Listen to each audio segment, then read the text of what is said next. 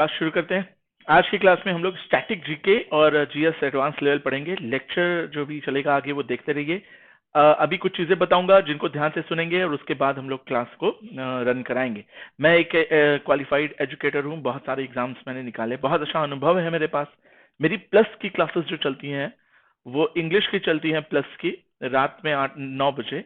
और उसमें मैं कुछ एसएसबी के भी टिप्स देता रहता हूँ, क्योंकि प्री निकालने के बाद एसएसबी 5 दिन का बहुत जरूरी होता है। ठीक है, तो जीके जीएस पर ही, लेकिन अभी यहाँ यूट्यूब पर मैं जीके जीएस पर फोकस करूंगा। थोड़ी क्लास में स्पीड होगी जिसको आपको बैठकर ध्यान से सुनना है, क्योंकि क्लासेस में एक्सप्लेनेशन भी है, एक तरह से लाइव टेस्ट भी है, तो एक्सप्लेनेशन बहुत ज्यादा जरूरी सेक्शन होगा आपका। ठीक है, तो चलिए देखते हैं। अगर आप हमारे टेलीग्राम लिंक से जुड़ना चाहते हैं तो ये कॉपी पेस्ट करके आप टेलीग्राम लिंक से भी जुड़ सकते हैं। लेकिन अगर आपको लगता है कि नहीं, कुछ चीजें ऐसी हैं जो कॉपी पेस्ट करने में प्रॉब्लम है हमें, तो हम नहीं करना, सरल तरीके से करना चाहते हैं, तो देखोगे आपके कर्सर के नीचे क्रॉस बना है, उसे कट करोगे तो कमेंट बॉक्स हट जाएगा। कमेंट बॉक्स हटने के बाद उसके नीचे देखोगे तो वी टाइप का बना होगा, वी को टच करोगे तो मेरे डिस्क्रिप्शन की सारी चीजें मिल जाएंगी। मेरा कोड मिल जाएगा जिसमें मैं KSS10 से आपको 10% डिस्काउंट देता हूँ। मेरा स्पेशल क्लास का लिंक मिल जाएगा जिसमें मैं स्टैटिक जीके के साथ साथ इंग्लिश और एसएसबी की क्लासेस लेता हूँ। मेरे प्लस के सारे कोर्स मिल जाएंगे जो अभी तक मैंने लॉन्च किए।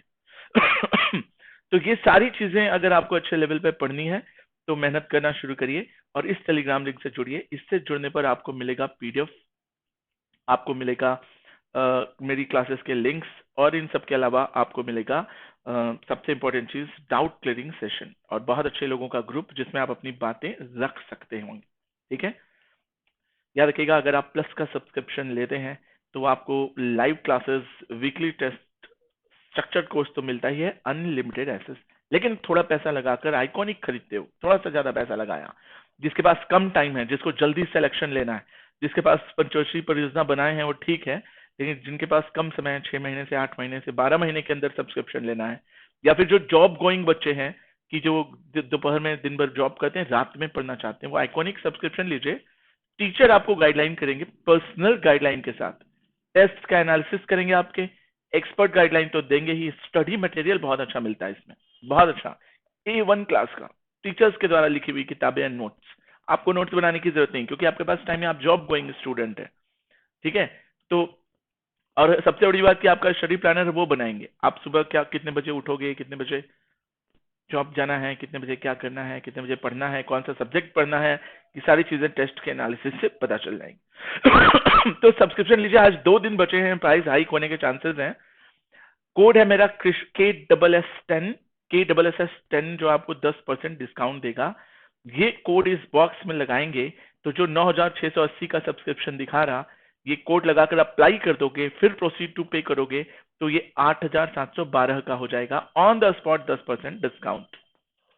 मेरी बात समझे, ऑन द स्पॉट 10% का डिस्काउंट मिल जाएगा।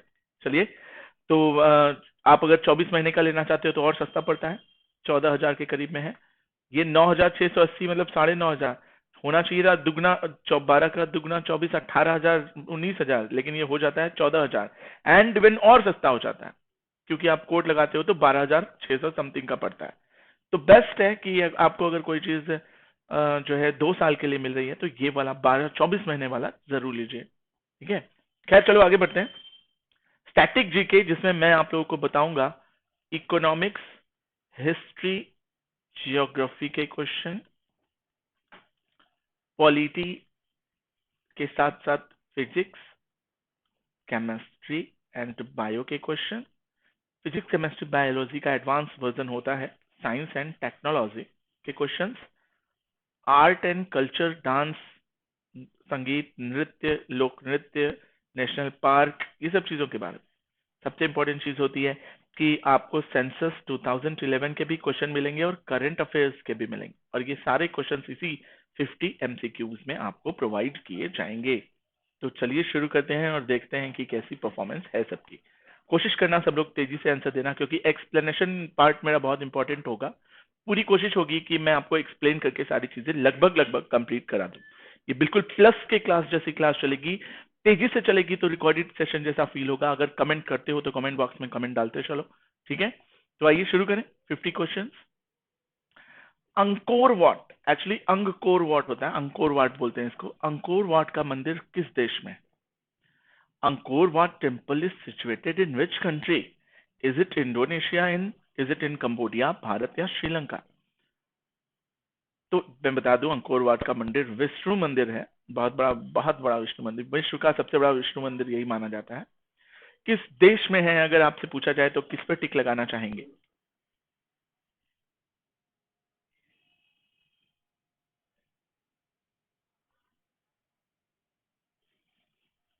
तो ये अंगकोर वाट का मंदिर कंबोडिया में पड़ता है, याद रखिएगा सभी। अंगकोर वाट का मंदिर जो है वो कंबोडिया में पड़ता है। ये आर्कोलॉजिकल साइट है। अंकोर आर्कियोलॉजिकल पार्क भी मिल जाएगा आपको। खमेर एम्पायर के समय में ये चीज बनाई गई थी, याद रखिएगा। अंकोर वाट का मंदिर जो है अंकोर थॉम्ब या फिर बायोन टेम्पल के नाम से भी क्या है जाना जाता है, ठीक है। मतलब इसमें और भी दो चीजें इंक्लूडेड हैं छोटी मोटी। Is that clear?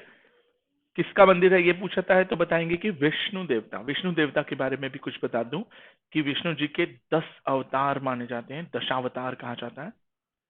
तो इसको भी कभी कभी पूछता है पांचवा अवतार छठवां अवतार कौन सा है, तो लिख लो, याद कर लो, कॉपी पेन लेकर बैठा करो जब मैं पढ़ाता हूँ तो। क्योंकि बहुत सारी एडिशनल चीजें मेरे दिमाग में रहती हैं और मैं चाहता हूँ कि वो मैं स्पिट आउट कर दूं, ठीक है। बहुत जरूरी है, बहुत ज्यादा जरूरी है कि आप केवल रटे मत, चीजों को समझे। ऐसे देखा जाए एक नंबर का क्वेश्चन तैयार होता कि भैया अंकोर वाट का मंदिर कंबोडिया में है, लेकिन मैंने क्या बताया एक और नंबर क्वेश्चन की विष्णु जी का है, विश्व का सबसे बड़ा मंदिर है, समझे। सबसे इंपॉर्टेंट चीज मैंने ये बताई कि खमेर एम्पायर के समय में ये बना था, समझ गए। सबसे और इंपॉर्टेंट चीज क्या बताई कि विष्णु जी के 10 अवतार होते हैं, वो 10 अवतार के नाम भी सुन लो। सबसे पहले यूनिसेलुलर थे, इसलिए मत्स्य, पानी में जन्मे।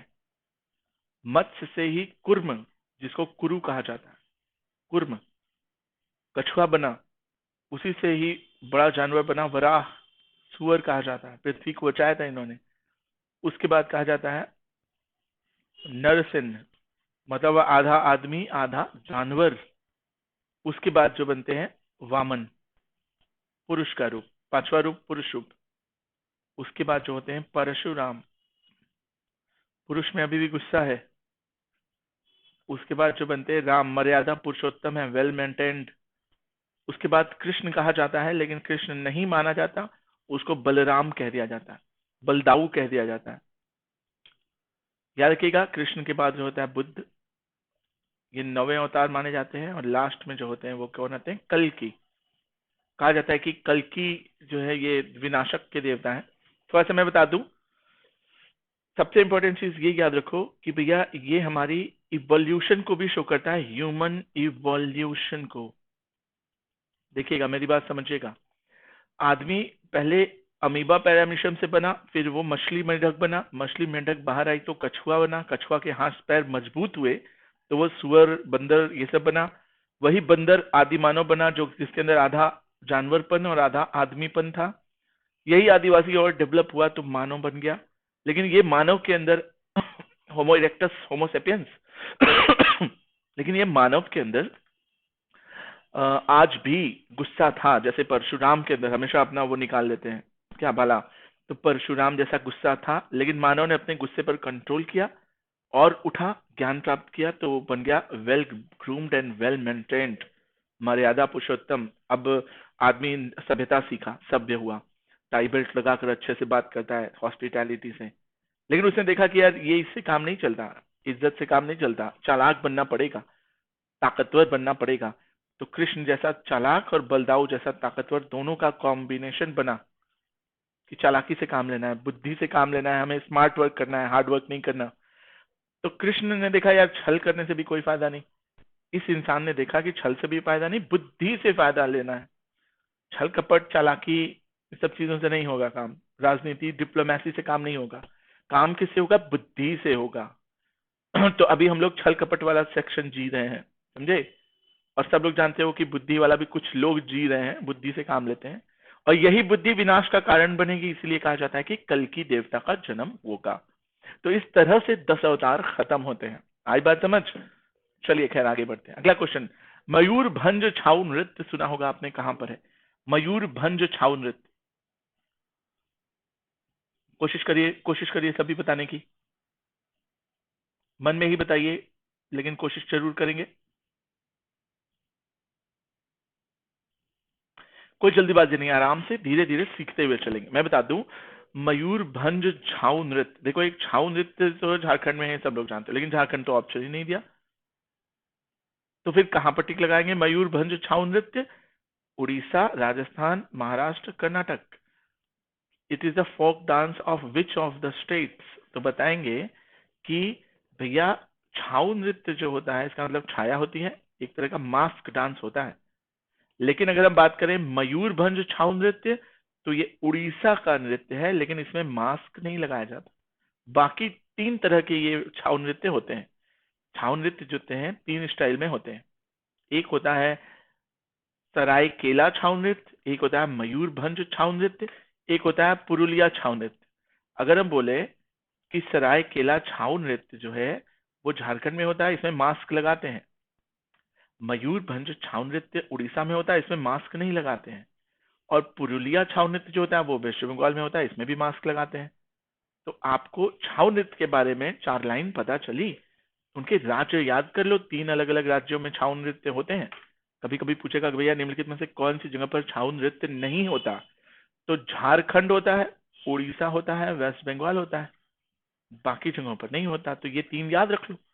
मैच द फॉलोइंग के भी आ सकता है कि भैया झारखंड में मयूरभंज होता है, कि उड़ीसा में मयूरभंज होता है, कि वेस्ट बंगाल में मयूरभंज होता है। क्या लगाओगे टिक? तो फंस जाएगा मैटर। इसीलिए मैच द फॉलोइंग वाले क्वेश्चन भी करने के लिए माइंड सेट करिए। अगला question, who wrote the book Neel Darpan? Neel दर्पण नामक किताब किसने लिखी है? प्रेमचंद, दीनबंधु मित्र, जयशंकर प्रसाद, शिव पूजन सहाय। यार नील दर्पण बुक जहां तक मुझे याद आ रहा है देशबंधु दीनबंधु मित्र ने लिखी, समझे? तो बिल्कुल सही आंसर है, बी ऑप्शन होगा, याद रखिएगा। दीनबंधु मित्र ने बंगाली प्ले लिखा नील दर्पण 1858 से 1859 के समय में। इसी में नील की क्रांति के बारे में सबसे पहला विद्रोह बताया जाता है। नील की क्रांति, जबरदस्ती नील की खेती कराई जाती थी बंगाल में। याद है गांधी जी ने 1917 में चंपारण अभियान के तहत तीन कठिया प्रथा को खत्म करवाया था। याद आया? वो भी नील की खेती से था, लेकिन ये उससे कई साल पहले की कहानी है। नील दर्पण, इंडिगो रिवॉल्यूशन 1859 में हुआ था।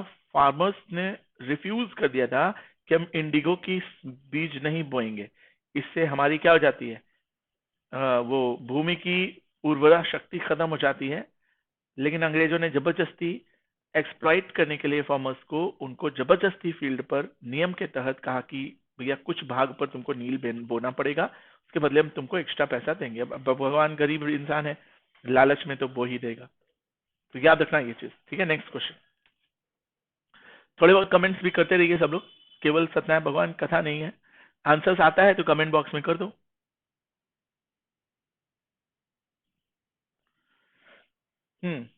What ever. कथक कली, देखो कथक होता तो उत्तर प्रदेश पे टिक लगा देते, मैं बता देता हूं अभी से। कथक अगर होता तो उत्तर प्रदेश पे टिक लगा देते, लेकिन क्वेश्चन क्या पूछा है? कथक कली।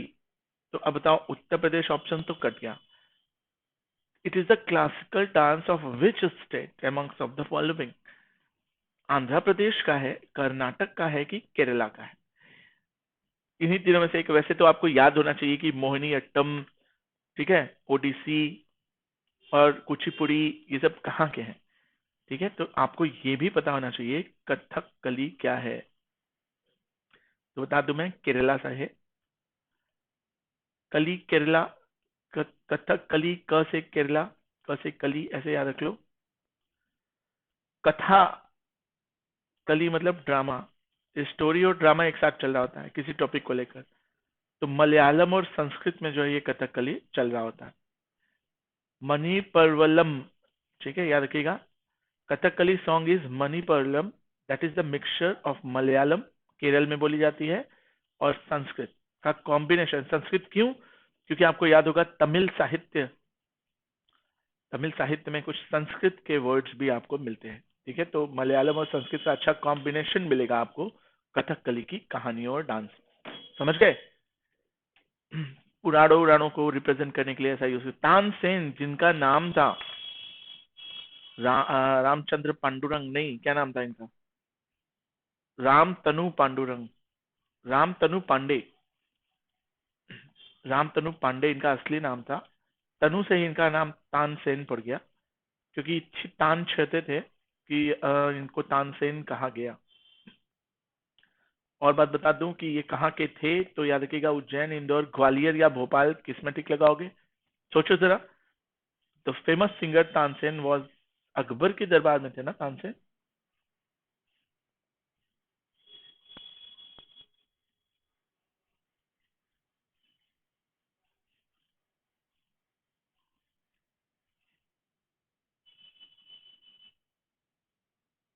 कोशिश करो, बताओ।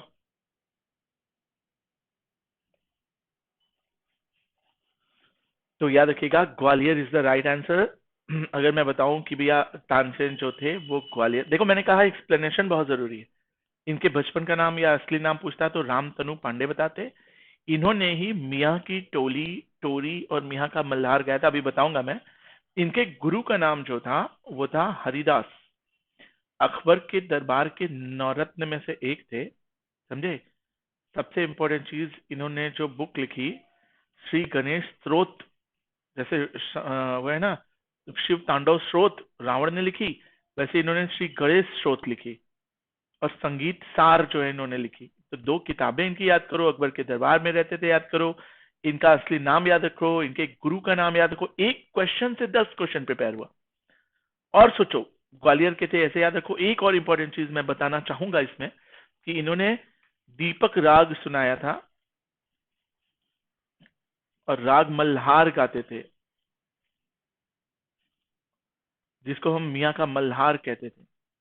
मियाँ की टोडी इन्होंने गाया, और मियाँ का मल्हार इन्होंने गाया। मतलब ये गाते थे तो बुझे हुए दीपक जल जाते थे, इतना गजब गाते थे। बारिश होने लगती थी बिना मौसम के। राग मल्हार, समझे?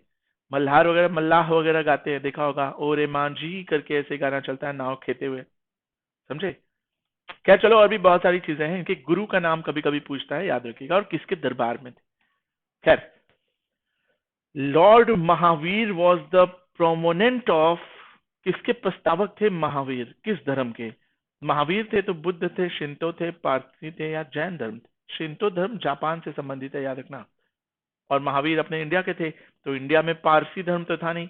पारसी को पर्शियन कहते हैं, फारस कहते हैं, प्रिंस ऑफ पर्सिया यही वाला है। ठीक है, पर्शियन कहा जाता है। जैन धर्म और बुद्ध धर्म में से एक है, तो बुद्ध धर्म तो गौतम बुद्ध थे। तो फिर एक ही ऑप्शन बचा कि 24वें तीर्थंकर जैन धर्म के संस्थापक महावीर स्वामी थे। जैन धर्म के पहले तीर्थंकर ऋषभ देव थे, याद रखना। ओके, कोई लोग बीच बीच में कमेंट भी करते रहिए। तो याद रखेंगे महावीर स्वामी के बारे में कुछ चीजें। पहली चीज, तीर्थंकर ये 24वें थे। दूसरी चीज, इनके बचपन का नाम वर्धमान था। तीसरी, कि ये एक तरह से छत्री हुआ करते थे, याद रखिएगा। इनको जो कैवल्य प्राप्त हुआ, कैवल्य मतलब ज्ञान प्राप्त, एनलाइटमेंट प्राप्त होने के बाद जैन के नाते इनको जिन कहा गया। जिन मतलब होता है, इनका नाम एक नया नाम पड़ गया जिन। जैसे गौतम, सिद्धार्थ का नाम गौतम था, गौतम बुद्ध पड़ गया उनका, तो ऐसे इनका नाम जिन पड़ गया। सॉरी। आगे गौतम बुद्ध के बारे में भी थोड़ा सुन लीजिए। बचपन का नाम सिद्धार्थ था, ठीक है। इनको ज्ञान प्राप्त हुआ है, मतलब जवानी, शादी के बाद ही। ऐसे ही महावीर को भी कहा जाता है कि ये उसके शाक्यगढ़ के थे। और इनकी बीवी का नाम था यशोधरा। राहुल इनका पुत्र था। इनको ज्ञान प्राप्त होता है, और ये धर्म चक्र प्रवर्तन करते हैं सारनाथ में, समझे। महाभिनिष्क्रमण इनके घर छोड़ने को कहा जाता है। इनके घोड़े का नाम कभी कभी पूछता है तो कंठक बताएंगे। चिन्ना के साथ इन्होंने घर छोड़ा था, और फाइनली जब ज्ञान प्राप्त हो गया और मर गए जब ये कुशिनारा में जाकर, ठीक है, तो वहां पर जाकर उनके मरने को महापरिनिर्वाण कहा गया, समझे। शिंतो धर्म जापान से संबंधित है, मैंने बताया था। कामी धर्म के नाम से भी इनके देवता जो होते हैं वो कामी के नाम से या जिंग के नाम से जाने जाते हैं। जोरोस्ट्रियन मैंने बताया था ईरान से संबंधित है, बहुत पुराना धर्म है। मोनोथीस्ट, इसमें मानते एक है, ईश्वर एक है, समझे। आओ, कुंभ मेला और अर्ध कुंभ मेला क्रमशः कब और कैसे लगता है, किस पे टिक लगाएंगे। कुंभ मेला और अर्ध कुंभ मेला कब और कैसे लगता है। 12वें और छठे महीने में, 10वें, 5वें, 8वें, चौथे या छठे तीसरे, कैसे लगाओगे।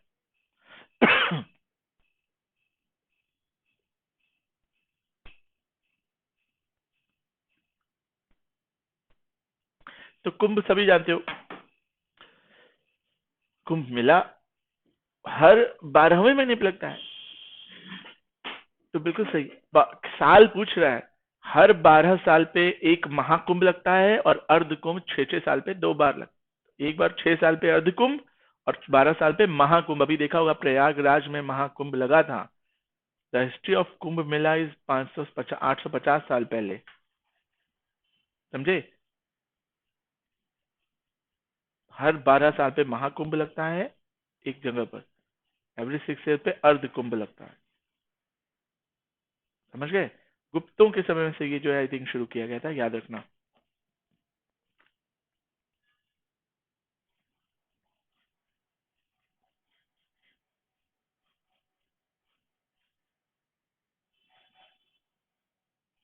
चलिए आगे बढ़े, सुनते चलो, बहुत अच्छा जो है सेशन जाएगा, बहुत सारी चीजें सीखने को मिलेगी। गीतांजलि ये लिखी किसने है। It is the collection of the poems written by, it's a poetry written by Rabindranath Tagore. Taslima Nasrin, इसने लज्जा लिखी थी, याद रखना। इसी पर एक पिक्चर बनी थी, बहुत धांसू पिक्चर थी। सुनील गंगोपाध्याय या फिर बंकिम चंद्र चटर्जी। तो बता दूं मैं, गीतांजलि के लिए इनको नोबेल पुरस्कार मिला था रविंद्रनाथ टैगोर। नोबेल पुरस्कार था कि क्या था, हाँ नोबेल प्राइज मिला था। और 1913 में इनको ये नोबेल प्राइज मिला था, याद रखिएगा। याद रखिएगा, देवेंद्रनाथ टैगोर के ही पुत्र थे रविंद्रनाथ टैगोर। इनका ड्यूरेशन 61 से लेकर 41 तक था। ब्राह्मण समाज के एक अच्छे लीडर थे देवेंद्रनाथ टैगोर, ठीक है। अगर हम पूछें कि रविन्द्रनाथ टैगोर को गुरु जी और बार्ड ऑफ बंगाल का नाम दिया, बार्ड ऑफ बंगाल और गुरु जी इनकी उपाधियां थी, याद रखिए। गांधी जी इनको गुरु जी कह के बोल, और ये गांधी जी को महात्मा कहते थे। बार्ड ऑफ बंगाल सबसे इंपॉर्टेंट है, मोस्ट इंपॉर्टेंट, जरूर याद रखना है इसको, ठीक है। गीतांजलि का ही इंग्लिश वर्जन है, इंग्लिश ट्रांसलेशन है सॉन्ग ऑफरिंग, समझ गए। फर्स्ट एशियन है जिनको नोबेल प्राइज मिला है। बहुत अच्छी कुछ क्वेश्चन है ये, बहुत ही अच्छा क्वेश्चन। भारत राष्ट्रीय गान पूरे संपूर्ण संस्करण का कितने देर में गाया जाता है। इसका शॉर्ट वर्जन 20 सेकंड में गा के खत्म कर दिया जाता है, पहली लाइन। लेकिन अगर पूरा गाओगे जनगण मन अधिनायक जय हे भारत भाग्य विधाता वाला, तो ये मान कर चलो कितना है, 48, 62, 52, 68। किस पे टिक लगाओगे, जरा आंसर दो तो मैं भी देखूं कमेंट बॉक्स में। कोशिश करो, मैं रुका हूं। केवल सत्या भगवान कथा सुनने से काम नहीं होगा, कोशिश सभी करेंगे।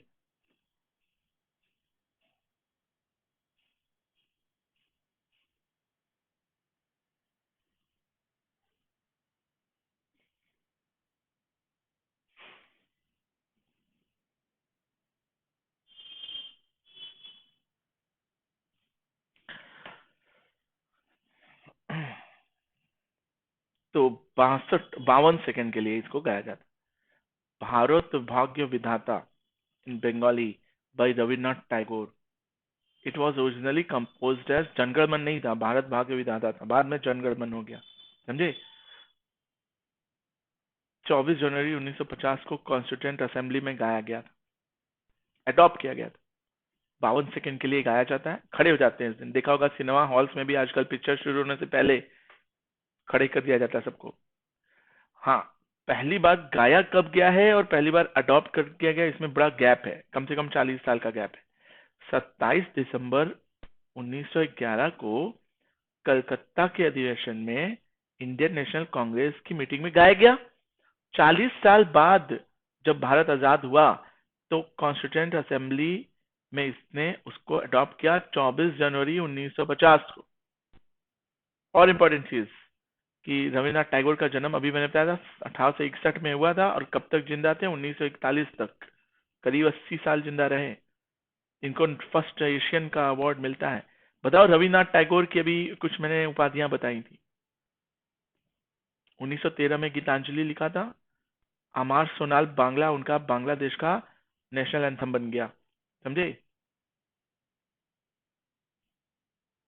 इन्होंने जलियांवाला बाग के हत्याकांड के बाद मतलब 1919 में अपनी नाइटहुड की उपाधि वापस कर दी कि भैया हमें नहीं चाहिए अंग्रेजों से ऐसा सम्मान जो हमारे बंधुओं मित्रों और हमारे भाई बहनों को मार सकते हैं। तो इन्होंने वो उपाधि वापस की। क्या उपाधि थी?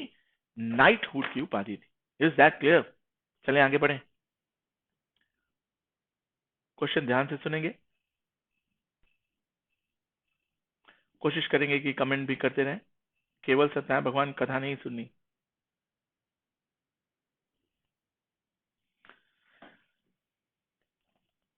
भारत के राष्ट्रगान जनगण मन के हिंदी संस्करण को अपनाया गया था कब?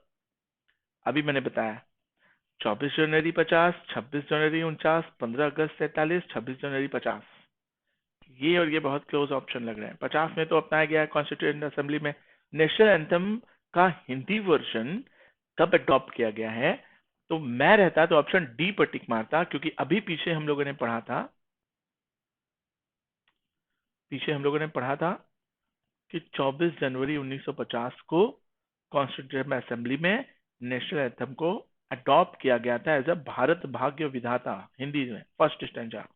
तो ठीक यही क्वेश्चन दोबारा पूछ दिया कि आप एक्सप्लेनेशन ठीक से पढ़े या नहीं। तो अगर आप पढ़े होते तो आप ठीक से आंसर पे टिक लगाते। 24 जनवरी 1950 को हिंदी संस्करण इसका अपनाया गया। रविन्द्रनाथ टैगोर ने इसको लिखा था, मैंने बताया। 24 जनवरी को अडॉप्ट किया गया। 27 दिसंबर 1911 को ये पहली बार कलकत्ता अधिवेशन में गाया गया। रविन्द्रनाथ टैगोर ने एक और बुक जो है वो पब्लिश की, तत्वबोधिनी करके, 1912 में, जिसमें उन्होंने भारत भाग्य विधाता नाम का वो दिया था, समझे। 1919 में जब ये गाया गया तब से इसको मॉर्निंग सॉन्ग ऑफ इंडिया कहा जाता है। देखा होगा रेडियो में, प्रसार भारती या आकाशवाणी या विविध भारती पर कई बार आपने देखा होगा कि ये नेशनल सॉन्ग बजता है, आज भी बजता है। वंदे मातरम तो बजता ही है, नेशनल एंथम भी बजता है। और हाँ, सबसे इंपॉर्टेंट चीज जो अभी इसकी प्रेजेंट ट्यून है, म्यूजिक, सारे जहां से अच्छा, सॉरी, जनगण मन अधिनायक टन टन टन टन, जो मार्चिंग म्यूजिक बजती है ना, इसको किसने कंपोज किया? अभी हाल ही में एक एग्जाम में ये क्वेश्चन पूछा था, तो बताएंगे कैप्टन राम सिंह ठाकुर ने। आईएनएस के एक सिपाही, इंडियन नेशनल आर्मी के एक सिपाही थे उस समय, समझे, उन्होंने बनाया था ये। इंडियन नेशनल आर्मी यही सुभाष चंद्र बोस वाली। कमेंट भी करते चलो एक बारी सब लोग। भारत का राष्ट्रीय वृक्ष क्या है? जब तक ये क्वेश्चन मैं पढ़ता हूं तब तक कमेंट बॉक्स में कमेंट कर दिया करिए, ठीक है। मेरी स्पीड भले ही तेज है लेकिन आपकी स्पीड मुझसे तेज होनी चाहिए। कुछ जो है वो सुनते चलिए। अगर हम पूछे कि भारत का राष्ट्रीय वृक्ष क्या है, what is the national tree of India? Ashok UP का है, राज्य का, राष्ट्र का नहीं। पीपल, देवदार, बरगद, देखो देवदार होगा नहीं, पीपल और बरगद। नीम भी एक ऑप्शन होता तो क्या करते? हाँ, खुशबू शाह बहुत से बताइए, क्या नीम भी एक ऑप्शन होता तो किस पे टिक लगाते हैं? तो मैं बता दूं, राइट आंसर होगा राष्ट्रीय वृक्ष हमारा बरगद है। इसका साइंटिफिक नाम अगर हम बोलें तो बनियान ट्री इंग्लिश में बोलते हैं। इसका साइंटिफिक नाम है फीकस बैंगलानेसिस। देखो मैं लिख देता हूं, बैंगलानेसिस।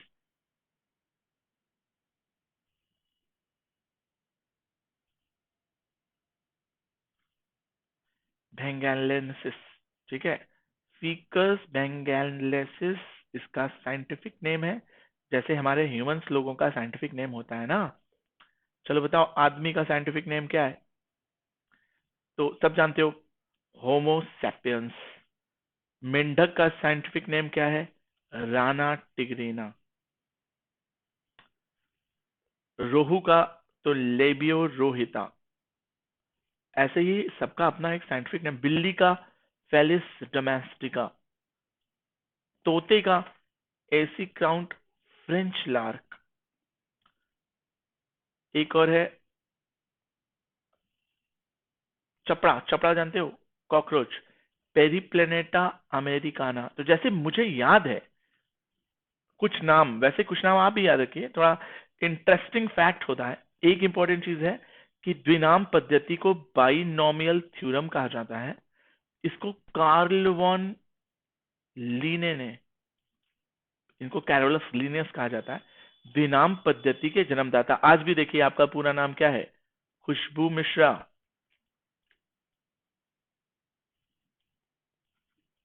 मिश्रा, तो पहला एक नाम, मिश्रा दूसरा नाम, तो बाइनोमियल दो नाम पद्धति।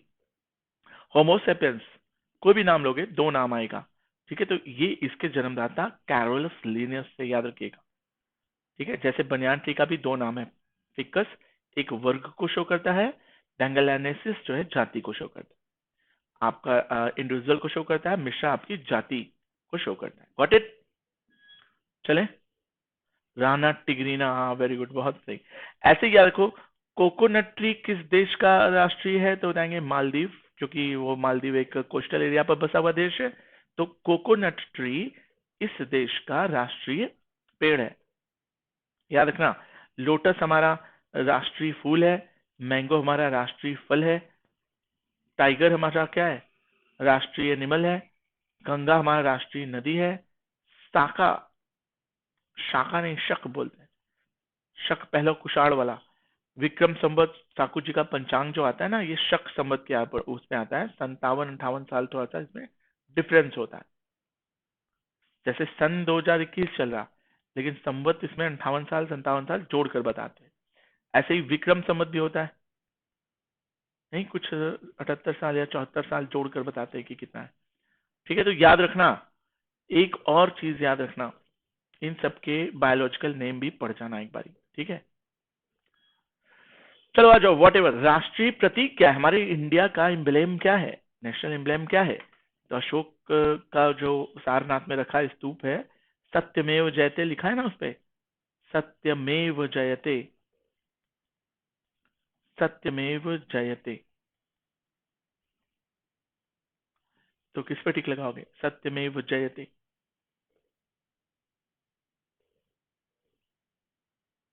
आ जाओ आ जाओ, आर के, नरोत्तम, सभी आ जाओ, बताओ। सत्यमेव जयते मुंडको सुनने वाली क्लास है ये, ठीक है? इसमें आप पार्टिसिपेट भी कर सकते हैं, सुन भी सकते हैं। मुंडकोपनिषद से सत्यमेव जयते लिया गया है, पहली चीज। दूसरी चीज कि भैया हमारा राष्ट्रीय प्रतीक लॉयन नहीं है, लॉयन कैपिटल है, चारों तरफ शेर का मुख बना हुआ, उसके नीचे सत्यमेव जयते, सत्य ही अंत में जीतता है। समझे? ये लिया गया था अशोक के पिलर से, और ये कहां पर है अभी? सारनाथ में। तो इतने फैक्ट्स जो बताया याद रखना, लॉयन भी ऑप्शन होगा, लॉयन कैपिटल भी ऑप्शन होगा। ठीक है, गुड। Next question. बाकी चीजें मैंने बताई दी। अगर हम पूछे ऑफिशियली अडॉप्टेड कब किया गया है, इसको बहुत अच्छा क्वेश्चन यहां से बनता है। तो जिस दिन हमारा संविधान लागू हुआ, 2 साल 11 महीना 18 दिन में बनकर, उसी दिन हम लोगों ने नेशनल एम्ब्लेम अपना बना लिया। अशोक चक्र भी जो है हमारे झंडे में देखने को मिलता है। समझ गए? अगर पूछे कि national emblem of India prohibition appropriation uses act किस एक्ट के तहत आता है, तो 2005 के तहत आता है। तो दो इंपॉर्टेंट चीज और पता चली कि भैया इस तारीख को ये ऑफिशियली अडॉप्ट किया गया था। दूसरी चीज पता चली कि कि 2005 को फाइनली हम लोगों ने क्या किया था, इसको एक्ट के तहत एम्ब्लेम में बनाया। ठीक है, सबसे इंपॉर्टेंट चीज कि मुंडकोपनिषद से सत्यमेव जयते लिया गया था। ठीक है, okay. Got it. Next question, Ashok चक्र की कितनी तीलियां हैं?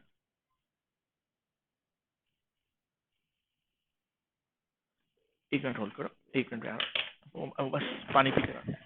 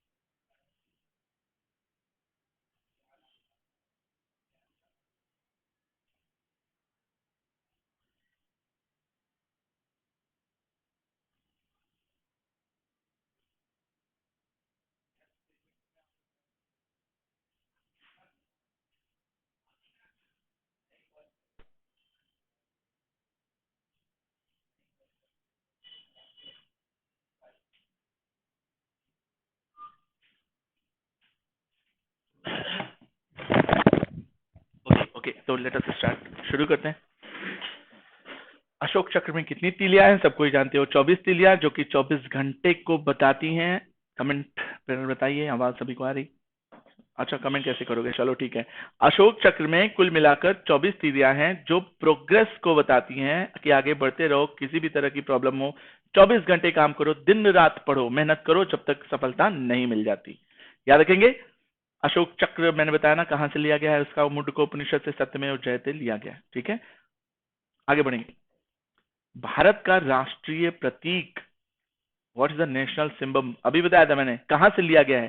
सांची के स्तूप से कि सारनाथ के स्तंभ से, इलाहाबाद के स्तंभ से कि लुम्बिनी के स्तूप से, कहां से लिया गया? What should be the right answer?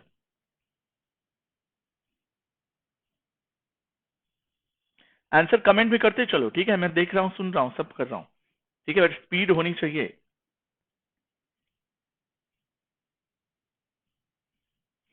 तो याद रखिएगा, मैंने अभी बताया था सारनाथ के स्तंभ से लिया गया है। ठीक है, याद रखिएगा, देख कर ही समझ आ रहा है कि ईस्ट वेस्ट नॉर्थ साउथ में तीसरा दिखता है, चौथा नहीं दिखता। ठीक है, और कुछ एक और चीज होमवर्क में आज दे रहा हूं मैं, सब लोग कर लेना, कि इसी स्तंभ के नीचे चक्र के दोनों बगल में कुछ जानवर हैं, उनके नाम कभी कभी पूछता है। कुछ एनिमल्स हैं, उन एनिमल्स के नाम पूछता है।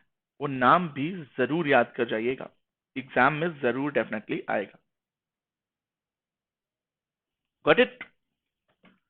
क्लियर है? खुशबू नरोत्तम आर के, आगे बढ़े। हाँ, मैंने ये भी बताया था कि भैया ये अशोक पिलर सारनाथ में है, उत्तर प्रदेश में, 26 जनवरी को अडॉप्ट किया गया। ठीक है, the emblem was adopted by Madhav Sahni, बहुत इंपॉर्टेंट, बहुत ही इंपॉर्टेंट। देवनागरी स्क्रिप्ट में इसमें सत्यमेव जयते लिखा है, ये लिया गया है मुंडको उपनिषद से। तो जो चीजें बताता हूं उनको पढ़ो समझो, तभी एग्जाम निकलेगा। केवल क्विज के एक क्वेश्चन पे टिक नहीं लगाना है। इस क्लास में, जो आज जो कम से कम 10 घंटे क्लास चलेगी लगातार ऐसे ही, तो इसमें बहुत सारे क्वेश्चन और बहुत सारे फैक्ट्स आपके सामने लेकर आऊंगा। ठीक है, बोला है कि निम्नलिखित में से किस तारीख को भारत का संविधान सभा ने राष्ट्रीय ध्वज को अपनाया? मैंने बताया था, एक बार बता दूं, आजादी के कुछ ही दिन पहले, ऐसे याद रखोगे कि जैसे ही हमें पता चला कि देश आजाद होने वाला है, तो उसके कुछ दिन पहले हम लोग तैयार कर लिए थे कि हमारा राष्ट्रीय ध्वज होगा। तो कुछ ही दिन पहले बताओ क्या आ रहा है?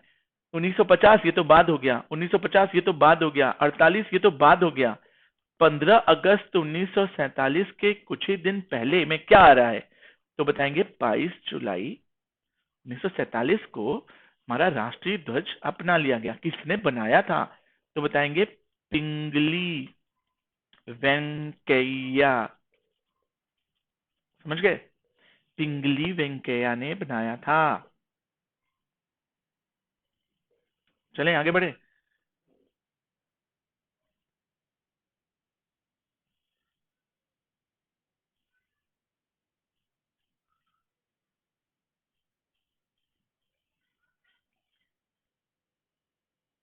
बताना नेक्स्ट क्वेश्चन। क्वेश्चन पढ़िए और आंसर बताइए।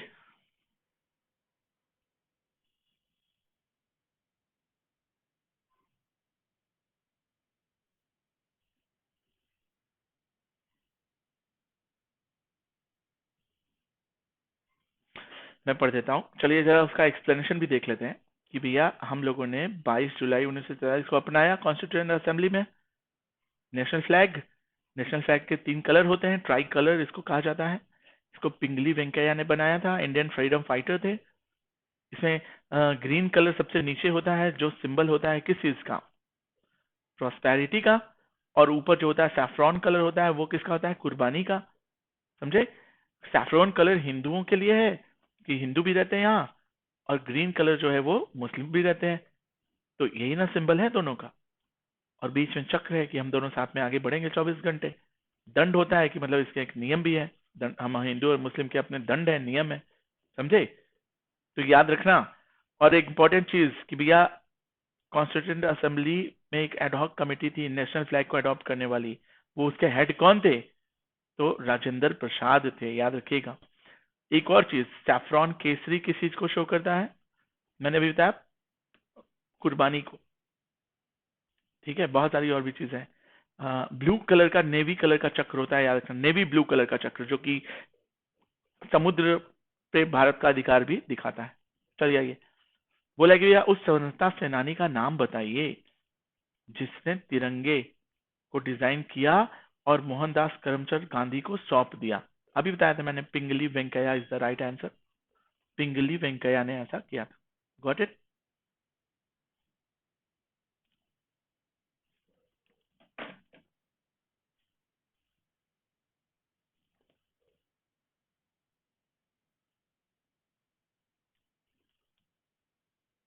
बाकी डिटेल्स देखिए।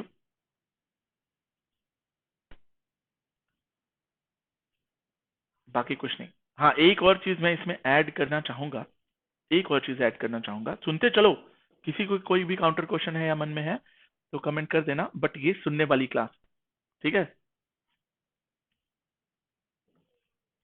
मैं कुछ एडिशनल चीज बताना चाहूंगा। देखो इसमें क्या बोला, he added a white band to symbolize peace and a chakra to the present self reliance on the recommendation of a Lala Hansraj. जो गांधी जी के सामने जो है पिंगली वेंकैया ने 1921 में एक झंडा दिया था विजयवाड़ा में। ठीक है? तो फाइनली उसमें गांधी जी ने कुछ चेंजेस लाए। उन्होंने क्या कहा कि भैया इसमें एक शांति व्हाइट कलर का भी बीच में पट्टा लगाओ और बीच में चक्र लगाओ। ये दिखाओ कि चक्र, चक्रा है, चरखा। चरखा मतलब हम लोग सेल्फ इंडिपेंडेंस है, इंडस्ट्रीज और अंग्रेजों के दम पर नहीं, हम अपना खुद का सूत काटते हैं। तो हंसराज से डिस्कशन करके गांधी जी ने उनको ये वो दिया था कि भैया ऐसा भी कुछ करो। ठीक है? चलो अगला क्वेश्चन। भारत का राष्ट्रीय गीत वंदे मातरम किसने लिखा है? प्रेमचंद्र, शरद चंद्र, बंकिम चंद्र, रविंद्र चंद्र टैगोर, किसने लिखा हुआ है? सोच के बताओ आंसर।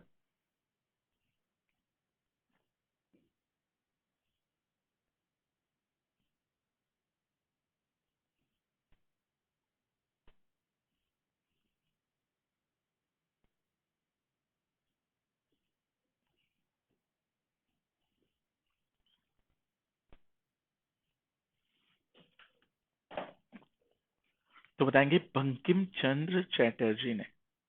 बंकिम चंद्र चटर्जी ने ऐसा किया है। Is that clear?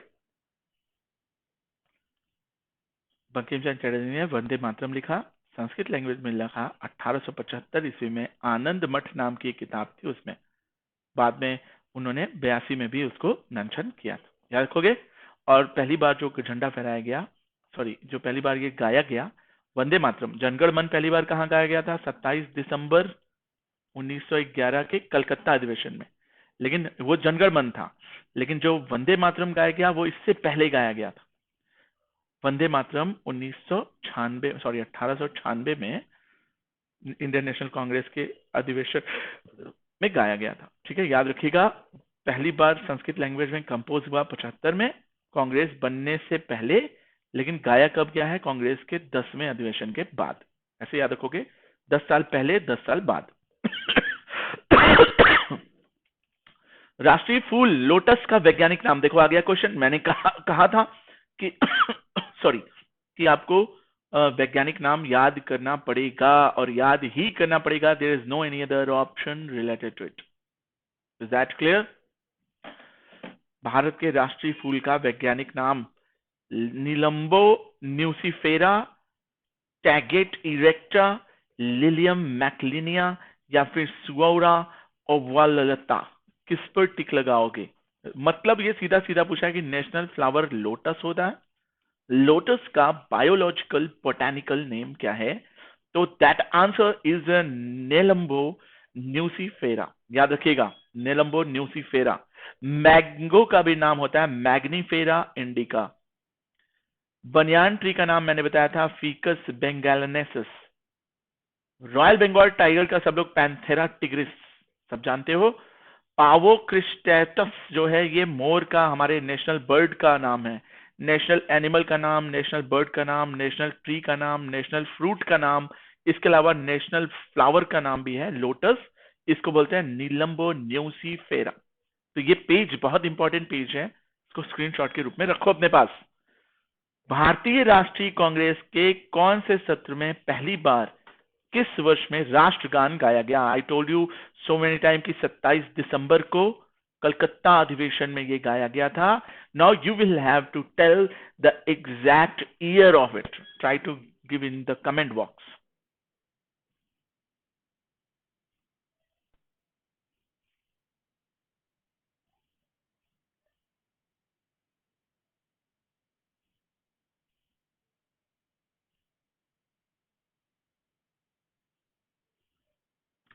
क्या पूछना चाहते हैं Pawan Pandey? Short service commission में ये देखो, इसका डिटेल जो है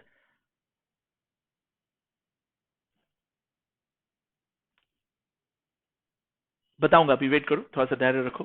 क्लास देखो, सुनो, आगे क्वेश्चंस में पार्टिसिपेट करो, आपके क्वेश्चन का भी आंसर मिलेगा। ठीक है, तो राष्ट्रगान सबसे पहली बार 1911 में गाया गया था, बिल्कुल सही है। ठीक है, तो याद करो, जनगण मन जो है गाया गया था। भारत भाग्य विधाता, इसके लिए उनको नोबेल पुरस्कार मिला था 1912 में, याद है। तत्वबोधिनी पत्रिका में सबसे पहले उन्होंने मेंशन किया था। 20 सेकंड के लिए इसका शॉर्ट वर्जन गाया जाता है, 52 सेकंड के लिए इसका फुल वर्जन गाया जाता है। फर्स्ट स्टैंजा जो नेशनल एंथम का है, कॉन्स्टिट्यूशन असेंबली में 24 जनवरी 1950 को अडॉप्ट किया गया था। ठीक है, मैंने कहा था इसकी ट्यून किसने बनाई थी? तो कैप्टन राम सिंह ठाकुर, याद है, राम सिंह ठाकुर ने जनगण मन की ट्यून बनाई थी। आईने आईने के सेपॉय थे। और सबसे इंपॉर्टेंट चीज कि रविन्द्रनाथ टैगोर ने तो इसको वो कंपोज किया था, लेकिन जो इसको ट्रांसलेट किया था हिंदी में वो अदिब अली थे, समझे। अदिब अली मुस्लिम थे, लेकिन उसको हिंदी में अच्छे से ट्रांसलेट किया, जनगण मन अधिनायक जय हे भारत भाग्य विधाता। ठीक है, एक और चीज याद रखना कि पंजाब, सिंध, गुजरात, मराठा, द्राविड़, उत्कल, बंग, जो कि ये पूरे के पूरे साउथ इंडिया के सेक्शन को टच करते हुए बताता है। ठीक है, चलिए आगे बढ़े। उस समय साउथ इंडिया बहुत इंपॉर्टेंट हुआ करता। हमारा जलीय जलीय जानवर कौन सा है? नेशनल एक्वाटिक एनिमल कौन है भारत का? मगरमच्छ है, कछुआ है, ऑलिव रिडले, या फिर गैंगेटिक डॉल्फिन है, कि गैंगेटिक घड़ियाल है? किस पे टिक लगाओगे?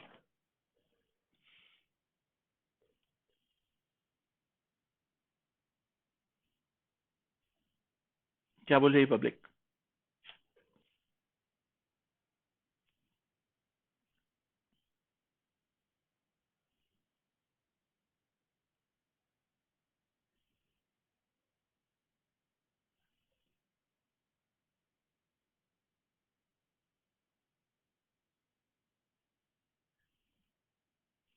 तो बिल्कुल सही है, गैंगेटिक डॉल्फिन, जिसको राष्ट्रीय जलीय जीव घोषित किया। याद रखिएगा, ये 2000 आई थिंक 5 में जो है इसको डिक्लेयर किया गया था। फ्रेश वाटर में रहती है। 1801 से जो है हम लोगों ने इसको Ganga river dolphin was officially discovered जोड़ी गई थी 1801 में ही। जहां तक मुझे याद है कि 2005 या 10 में नेशनल एक्वाटिक एनिमल इन 2010, हाँ 2010 में इसको जो है डिक्लेयर किया गया था। और गंगा को प्रोटेक्शन भी मिल जाएगी, ऐसे डॉल्फिन को भी प्रोटेक्शन मिल जाएगी। मेरी बात समझे? चलो अगला क्वेश्चन। हमारे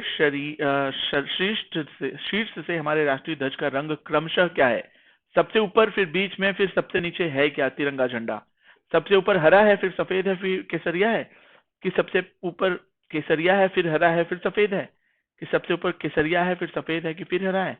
कि सबसे ऊपर सफेद है, हरा है, फिर केसरिया है? किस पे टिक लगाओ? अब झंडा दिमाग में इमेजिन करो।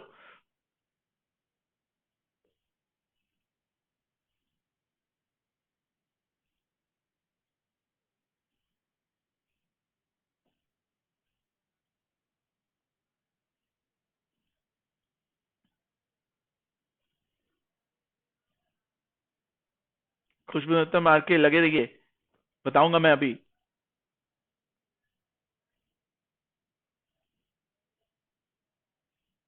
तो राइट आंसर है, बिल्कुल सही है भैया, तीसरा ऑप्शन है।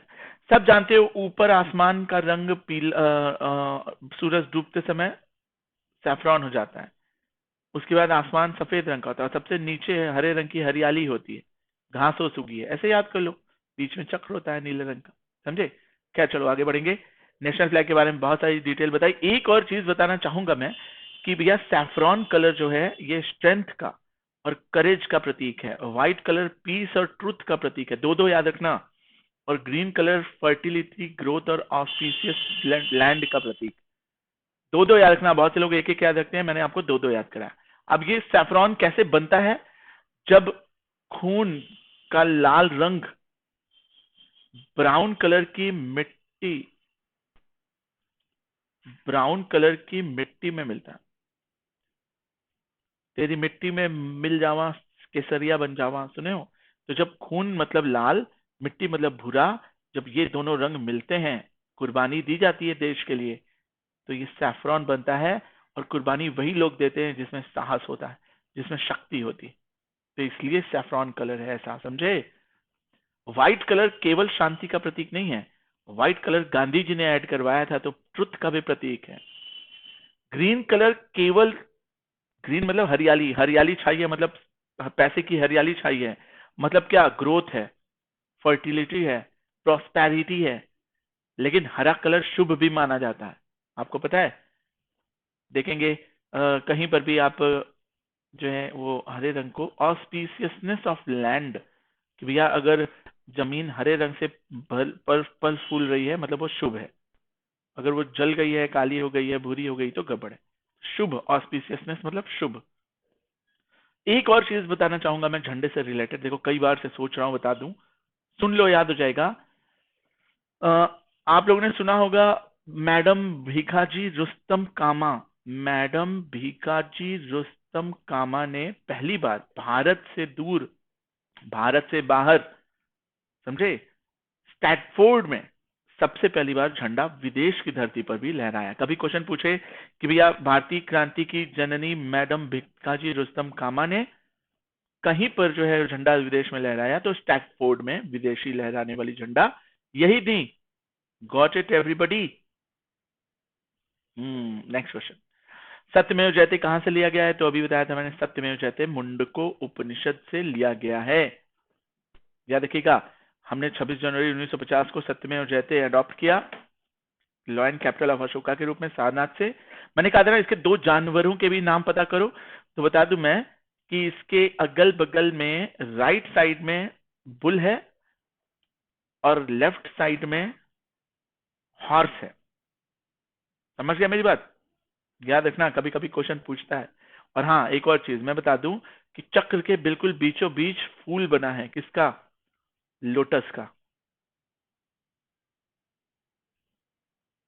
क्लियर? और सत्यमेव जयते का मतलब होता है सत्य अकेला जीतता है, और लास्ट में उसकी विजय होती है। किस भाषा में लिखा है? तो देवनागरी लिपि में। Okay, got it. बहुत अच्छा क्वेश्चन है। भारतीय राष्ट्रीय ध्वज की लंबाई चौड़ाई का क्या अनुपात है? लंबाई और चौड़ाई का अनुपात ये होता है कि ये होता है, इक्वल होता है, तो बताएंगे लंबाई ज्यादा होती है। तो पहले क्या बोला है, चौड़ाई और फिर लंबाई। तो चौड़ाई फिर लंबाई मतलब 2/3। याद रखिएगा 2:3 ना कि 3:2। पहले सुन लो क्या बोला। अगर पहले लंबाई और फिर चौड़ाई बोला होता तब 3:2 लगाते, लेकिन पहले चौड़ाई और फिर लंबाई बोला है, तो याद रखेंगे 2:3 is the right answer. Okay, next question. हाँ देखो, खुशबू कंफ्यूज हो गई, वही कह रहा हूँ, इसी सब तरह से चीजें गड़बड़ होती हैं कि you are not paying attention carefully on what I am saying. चलो वॉट एवर। तो 2:3 क्योंकि ब्रेथ रेशियो लेंथ था, अगर लेंथ रेशियो ब्रेथ होता खुशबू तब आप 3:2 बोल देते। Got it. और याद रखिएगा ऐसा नहीं कि केसरिया रंग ज्यादा बड़ा होगा, व्हाइट थोड़ा कम होगा, ग्रीन थोड़ा छोटा होगा, नहीं, इक्वल रेशियो होता है सबका। ठीक है, 1:1:1। Got it. 15 अगस्त से हम लोगों ने अपना नेशनल फ्लैग जो है चमकाना फहराना शुरू किया, लेकिन ऑफिशियली हम लोग 1947 से लेकर 2002 तक झंडा एक्ट तक हम कॉमन आदमी झंडा नहीं फहरा सकते थे। हम कॉमन आदमी कब झंडा फहरा सकते हैं, 2002 के बाद एक झंडा एक्ट आया, इसमें कहा गया कि रात में भी झंडा फहरा लो, कोई कोचिंग इंस्टीट्यूट के लोग भी झंडा फहरा ले, एक आम आदमी भी झंडा फहरा सकता है। तब से झंडे का अपमान शुरू हुआ है, क्योंकि हम लापरवाह लोगों के हाथ में भी वो अच्छी चीज दे, कहते हैं ना अंधे के हाथ बटेर, बंदर के हाथ अदरक लग गया, समझे। तो इस वजह से पिंगली में गया कि इतनी मेहनत बेकार हुई। देखोगे 15 अगस्त 26 जनवरी पे बहुत से लोगों को देखा है मैंने, झंडा वगैरह फाड़ देते हैं, जमीन पर गिरा देते हैं, तो ये अपमान है। इसके पहले 2002 से पहले ऐसा कोई नहीं करता था, क्योंकि ऐसा ऑफिशियल फंडामेंटल राइट्स या राइट्स में हम लोगों के नहीं आता था। माई ड्यूटी है, फंडामेंटल ड्यूटी में मेंशन है कि राष्ट्रीय धरोहर और झंडे का सम्मान करें, देश के आह्वान करने पर जान न्यौछावर करने के लिए खड़े रहिए। Got it. Let us proceed to the next question. निम्नलिखित में से कौन बुद्ध धर्म की पवित्र पुस्तकों में से एक है? इसको थ्री फोल्ड बास्केट भी कहा जाता है, थ्री फोल्ड बास्केट।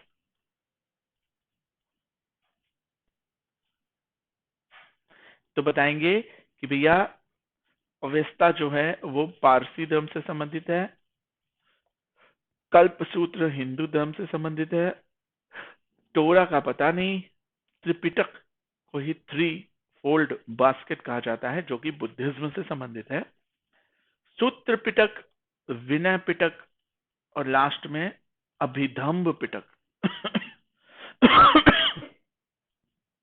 तो वेरी गुड। देख लीजिए तीनों के बारे में कभी कभी मैच द फॉलोइंग से 1 नंबर क्वेश्चन आता है। अगर पीसीएस का देने जा रहे हो या आरओ एआरओ इस बार देने जा रहे हो जो 5 तारीख को है, सुन लो सभी।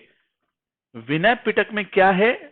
तो मोनास्टिक डिसिप्लिन है कि भैया आप यहाँ पर रहते हो तो कुछ मॉन्क्स लोगों की डिसिप्लिन है।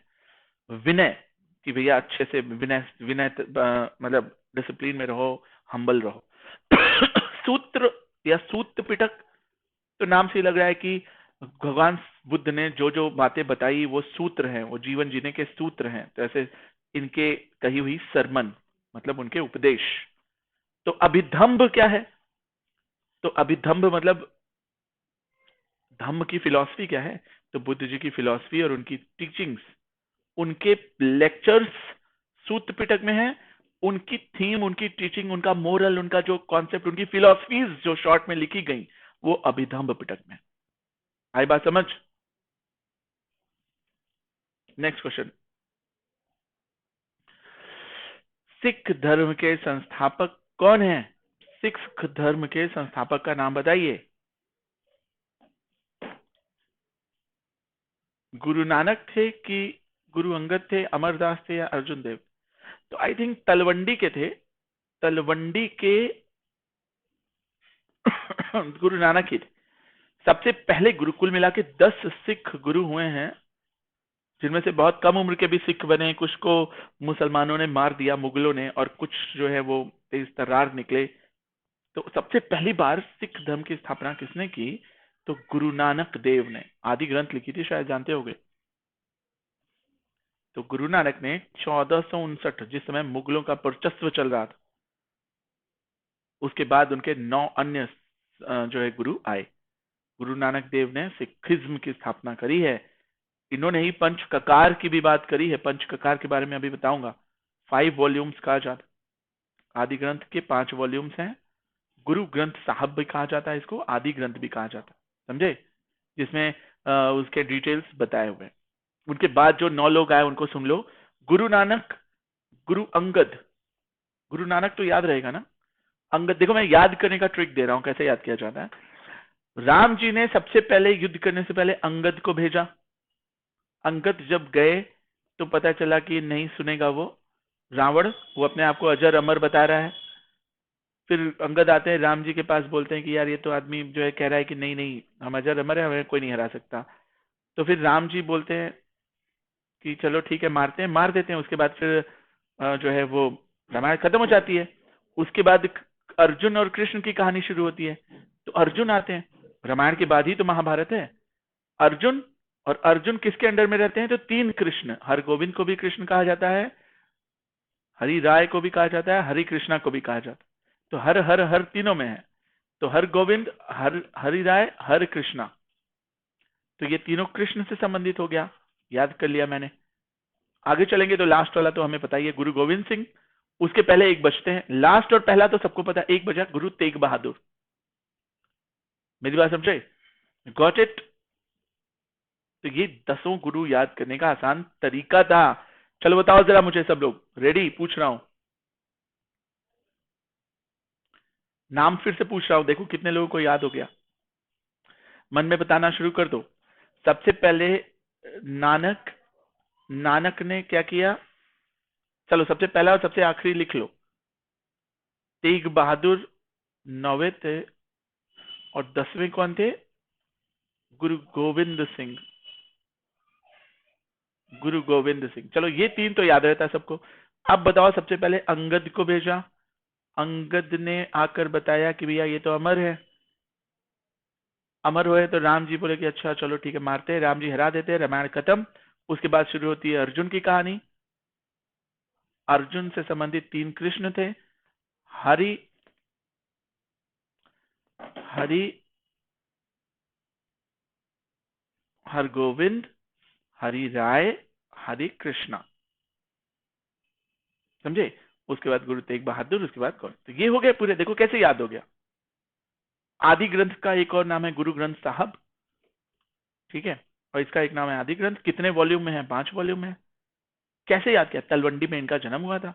बहुत सारी चीजें एक दो बार सुनते सुनते याद हो जाती है। आइए अपने धर्म की बात करते हैं। श्रीमद् भगवत गीता किसने लिखी है? कालिदास, वाल्मीकि, सूरदास या वेद व्यास? आप रामायण महाभारत सब जानते हो, कृष्ण ऑप्शन ही नहीं है। गीता किसने लिखी?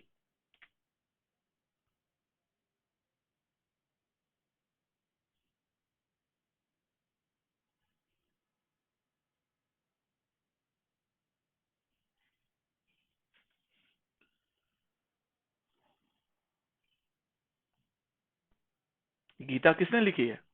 तो बताएंगे कि राइट आंसर है भैया, गीता लिखी है वेद व्यास ने। याद रखिएगा, कृष्ण द्वैपायन वेद व्यास ने वेदों का संकलन भी किया, और इन्होंने ही गीता भी लिखी है। Is that clear? याद रखोगे इसको?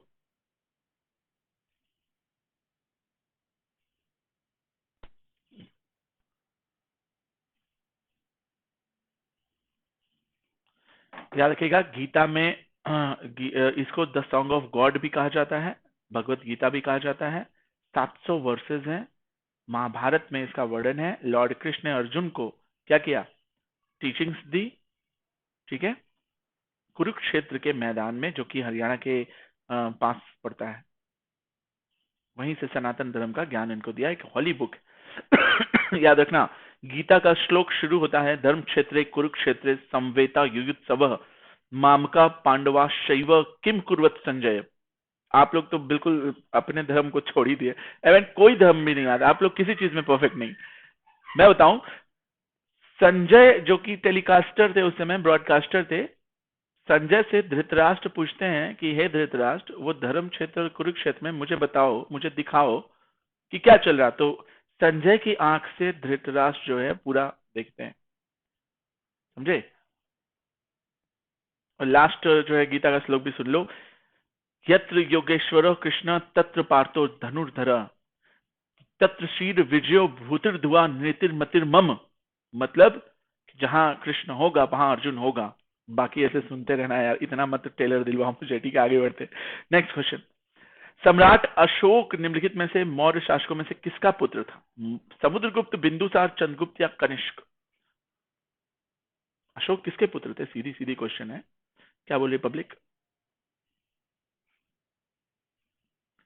पब्लिक क्या बोल रही?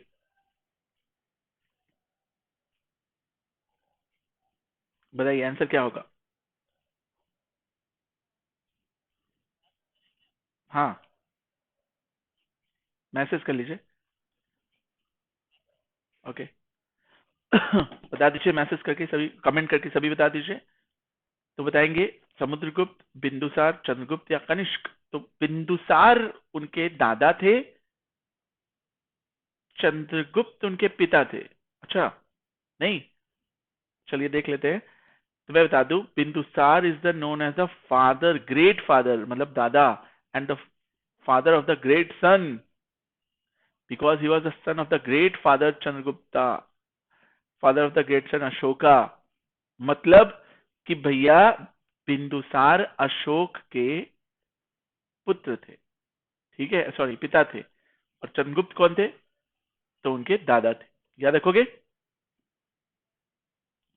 चंद्रगुप्त, उसके बाद उनका पुत्र बिंदुसार, और बिंदुसार का पुत्र अशोक। अशोक को चंड अशोक कहा जाता था। इन्होंने 99 भाइयों को, अर्थात 100 भाइयों को मारकर शासन लिया था। कलिंग का अटैक जानते ही हो, बाद में इनका हृदय पतला, हृदय चेंज हुआ। इन्होंने अपनी ज्यादातर चीजें ब्राह्मी, खरोष्टी और आरमाई की लिपि में लिखवाई। प्राकृतिक भाषा, प्राकृत भाषा उसमें बहुत इजी थी लोगों को समझाने के लिए, समझे? और इसको सबसे पहले पढ़ने वाले जेम्स प्रिंसेप थे, याद रखिएगा। नेक्स्ट, काशी की राजधानी क्या थी? पाटलिपुत्र, वाराणसी, तक्षशिला या कौशाम्बी? ये तो सबको ही जानता है, तो गलत होने का कोई चांस नहीं है। सोच कर बताइए। Bindusara. Bindusara is the right answer. Okay, whatever. इसका आंसर क्या होगा सोचिए। विवेक, आरके, गौतम, खुशबू, सभी कोशिश करो। देखो मैं ज्यादातर एक्सप्लेनेशन और स्पीड पर ध्यान दे रहा हूँ, ठीक है? इसलिए प्लीज सभी लोग, जो जितने लोग देख रहे हैं या देखेंगे आगे रिकॉर्डेड सेशन में भी, तो इसको समझो। तो काशी मतलब वाराणसी। आपको पता ही है कि 16 महाजनपद हुआ करते थे। अंगुत्तर निकाय में, अंगुत्तर निकाय में 16 महाजनपद का वर्णन है। पहला क्वेश्चन प्रिपेयर हुआ। 16 महाजनपद का जो है पहला नगरीकरण दूसरा नगरीकरण माना जाता है। दूसरा, सेकंड अर्बन एरिया। तो पहला कौन था? तो बताएंगे कि यार इंडस वैली सिविलाइजेशन पहला था। उसके बाद वैदिक कल्चर, ग्रामीण आया, रूरल। लेटर वैदिक कल्चर थोड़ा सा अच्छा हुआ। आगे चलकर 16 महाजनपद को सेकंड अर्बन सिविलाइजेशन के नाम से जाना जाता है, जिसमें अंग, अवंती, अश्मक, समझे, ऐसे करके बहुत सारे, वज्जी, पावा, कुशीनगर, श्रावस्ती, कौशाम्बी, ऐसे करके बहुत सारे बड़े बड़े राज्य थे। जैसे हमारे यहाँ भी 28 राज्य हैं, वैसे उस समय पूरे भारत में 16 महाजनपद जिनको हम राज्य कहते थे होते थे। समझ गए? तो काशी की राजधानी वाराणसी बहुत प्राचीन माना जाता है। वरुणा और अस्सी से मिलकर बना है, समझे? बताया मैंने, वरुणा पुल और अस्सी घाट दोनों के बीच में ही क्या है? काशी बस्ती है। उसके बाद काशी खत्म हो जाती है। Next question. किस प्राचीन कवि ने अभिज्ञान शाकुंतलम, मेघदूत, और आप लोगों ने सुना होगा एक और थी मालविका अग्निमित्र, ऐसे करके किताबें लिखी हैं? तो महाकवि भाष, शूद्रक, आर्यभट्ट या फिर कालिदास, किसने लिखा है? क्या बोली पब्लिक? स्पीड बढ़ाओ।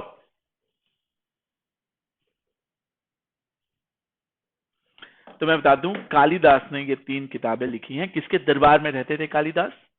एक अच्छा क्वेश्चन है, प्रिपेयर करके बताना। होमवर्क में दे रहा हूं कि कालिदास किसके दरबार में रहते थे?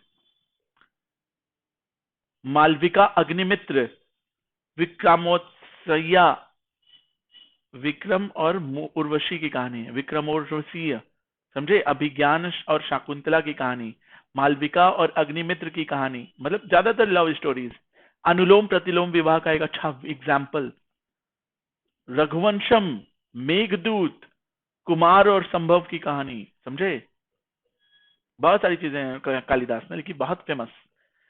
आधुनिक राज्य में विक्रमशिला विश्वविद्यालय, जिसको बनवाया था शायद धर्मपाल ने, पाल वंश ने, किस विद्यालय, कहां पर है? मध्य प्रदेश, उड़ीसा, बिहार या झारखंड? नालंदा और विक्रम दोनों शायद बिहार में है ना, तो राइट ऑप्शन सी होगा। पाल वंश में नालंदा भी है और विक्रमशिला भी है। पाल वंश के समय में ये दो यूनिवर्सिटीज बनी थी। भागलपुर डिस्ट्रिक्ट बिहार में आपको मिल जाएगा। धर्मपाल ने ये जो है बिल्डअप करवाया था, याद रखना, इसको बाद में तोड़ा भी था किसी ने।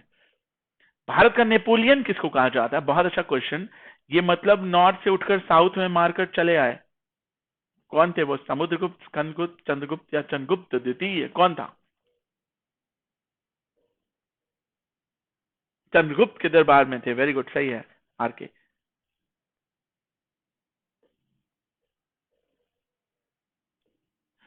विवेक आंसर देंगे, नरोत्तम, खुशबू, सभी मिलकर आंसर देंगे। आर के। नेपाल। तो मैं बता दूं, समुद्रगुप्त को कहा जाता था, रीजन सुन लीजिए। कहा जाता है कि इन्होंने 12 दक्षिण के राज्यों को हरा कर अपने में मिलाया था, समझे? तो बताएंगे ऑप्शन समुद्रगुप्त ही सही है। श्री गुप्त ने गुप्त वंश की नींव डाली, उसमें सबसे बड़ा रियल फाउंडर माना जाता है समुद्रगुप्त। उसके बाद जितने लोग आए वो प्रतापी शासक हुए, महाराजा धीराज की उपाधियां लेते थे। और समुद्रगुप्त और उसके बाद चंद्रगुप्त द्वितीय आए, मोस्ट पावरफुल माने जाते थे, समझे? बुद्ध ने अपने सबसे पहला उपदेश कहां पर दिया? काशी में कि सारनाथ में? दोनों सही ऑप्शन हो सकते हैं, कुशीनगर में भी हो सकता है, बोध गया। तो मैं बता दूं, बुद्ध बोध गया में ज्ञान प्राप्त किए थे, कुशीनारा में मर गए थे, समझ गए? सबसे पहला उपदेश जो दिया था वो सारनाथ में दिया था, काशी में उसका कोई लेना नहीं। लोग कहते थे कि काशी में मरने से मोक्ष प्राप्त होता है, और कबीर गए जाके मगहर में जाके मरा है कि लो हमें मोक्ष नहीं चाहिए। ठीक है, क्या हमें मोक्ष नहीं मिला होगा? तो मिल गया होगा, तो यहीं से उन्होंने कॉन्सेप्ट होगा। खैर, Sarnath is the right answer. इसी को धर्म चक्र प्रवर्तन कहा जाता है। मैं बता दूं, एक बार जब गौतम बुद्ध ज्ञान की प्राप्ति के लिए लगे हुए थे, अपना शरीर सुखा रहे थे, तो उनको लगा कि यार अपना शरीर सुखा देने से, अपने शरीर को दुख देने से क्या फायदा।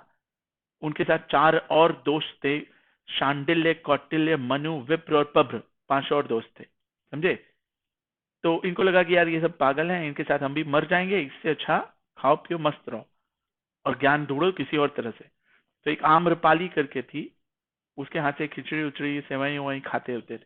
तो इसकी वजह से ये पांचों इनसे नाराज हो गए कि यार ये कौन सा तरीका, तुम ऋषि हो, तुम बुद्ध हो, तुम ज्ञान की प्राप्ति में निकले और तुम औरत के हाथ से खाना खा रहे, और वो भी वैश्या, ठीक है, प्रोस्टिट्यूट।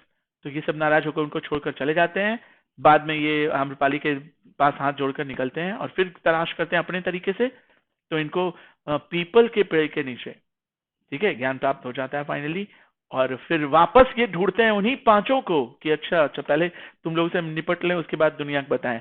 इन पांचों दोस्तों को ही, अपने ही हम उम्र के लोगों को ये ज्ञान देते हैं, और ये लोग मानते भी हैं कि हाँ बंदे को ज्ञान प्राप्त हो गया। और वही काशी में ये पांचों मिलते हैं।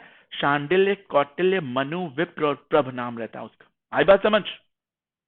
चलो खैर आगे बढ़ते हैं, अगला क्वेश्चन देख लेना। गौतम बुद्ध के बचपन का नाम सिद्धार्थ था, शाक्य गण के थे, क्षत्रिय हुआ करते थे। बोध गया में इनको जो है वो क्या हुआ? पीपल पेड़ के नीचे ज्ञान प्राप्त हुआ। कहा जाता है कि इनके दुश्मनों ने उसमें जहरीली सुई चुभा दी गई थी, चुभा दी थी, ठीक है। बुद्ध बन गए, मतलब वाइज बन हो गए। जैसे उनको कैबल हो गया था वैसे इनको बुद्ध हो गया। जैसे वो जिन कहलाए वैसे ये बुद्ध कहलाए।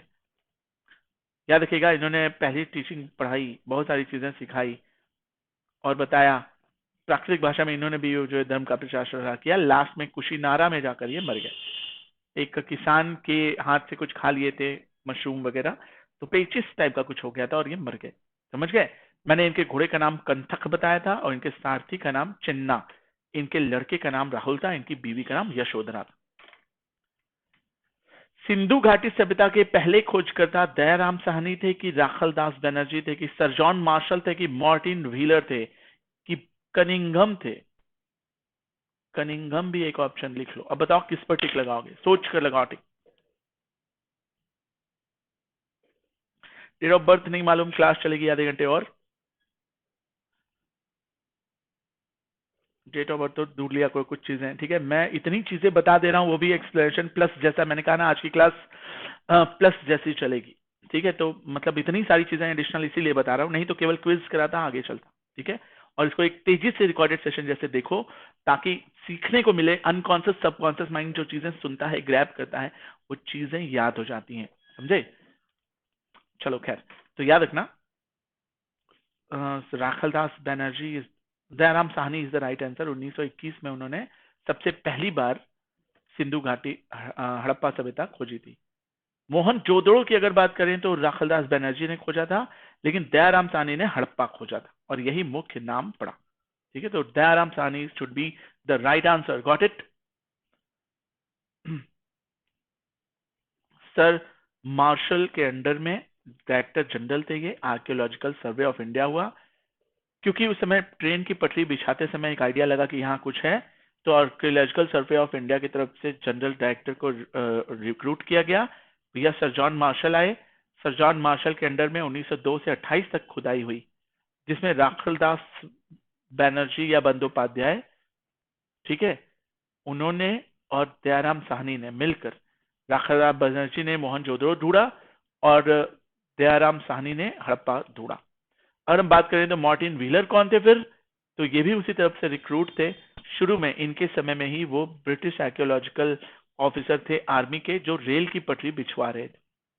मार्टिन व्हीलर बिछवा रहे थे, बाद में अंडरटेकिंग आया किसके, सर जॉन मार्शल। कनिंघम कौन था उस समय, पता करके बताना। 24वें तीर्थंकर कौन थे बताओ, ऋषभ देव, महावीर स्वामी, पार्श्वनाथ या सुमित नाथ। किस पे टिक लगाना चाहोगे। हाँ, 1922 में मोहनजोदड़ो खोजा गया, ओके।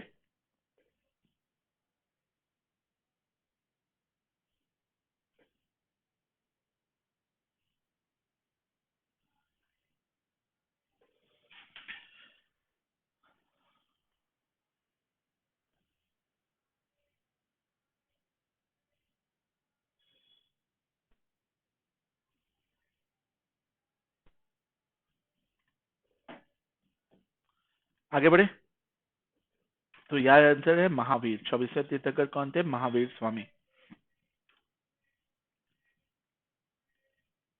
महावीर स्वामी, ऋषभ देव सबसे पहले थे, अजीत नाथ दूसरे थे, संभव नाथ तीसरे थे, अभिनंदन नाथ चौथे थे, सुमित नाथ पांचवे थे। शुरू के 5 याद कर लो, 23वां याद कर लो, और एक ठो 22वां भी याद कर लेना। शायद वो नेमीनाथ थे या कौन थे। 23वें तीर्थंकर पार्श्वनाथ थे, 22वें तीर्थंकर आई थिंक नेमीनाथ थे, याद कर लेना, ठीक है। लास्ट के 3, 24वें महावीर थे, 23वें याद कर लिया, 22वें नेमीनाथ थे। तो ऐसे याद करते चलो, अपने दिमाग की सोच का दायरा बढ़ाओ, कलेक्शन कैपेसिटी बढ़ाओ, अपग्रेड करो। 4 GB 5 GB से काम नहीं होगा, 1 TB में बदलो। खालसा पंथ की स्थापना किसने करी, अभी मैंने बताया था 10 गुरु थे। 10 गुरुओं में सबसे बवाल गुरु जो थे, उन्होंने खालसा पंथ बनाया होगा। अब 9वें और 10वें ही बवालिया लोग थे। पंच ककार भी सुने होंगे, अभी वो भी बताऊंगा जो मिस हो गया।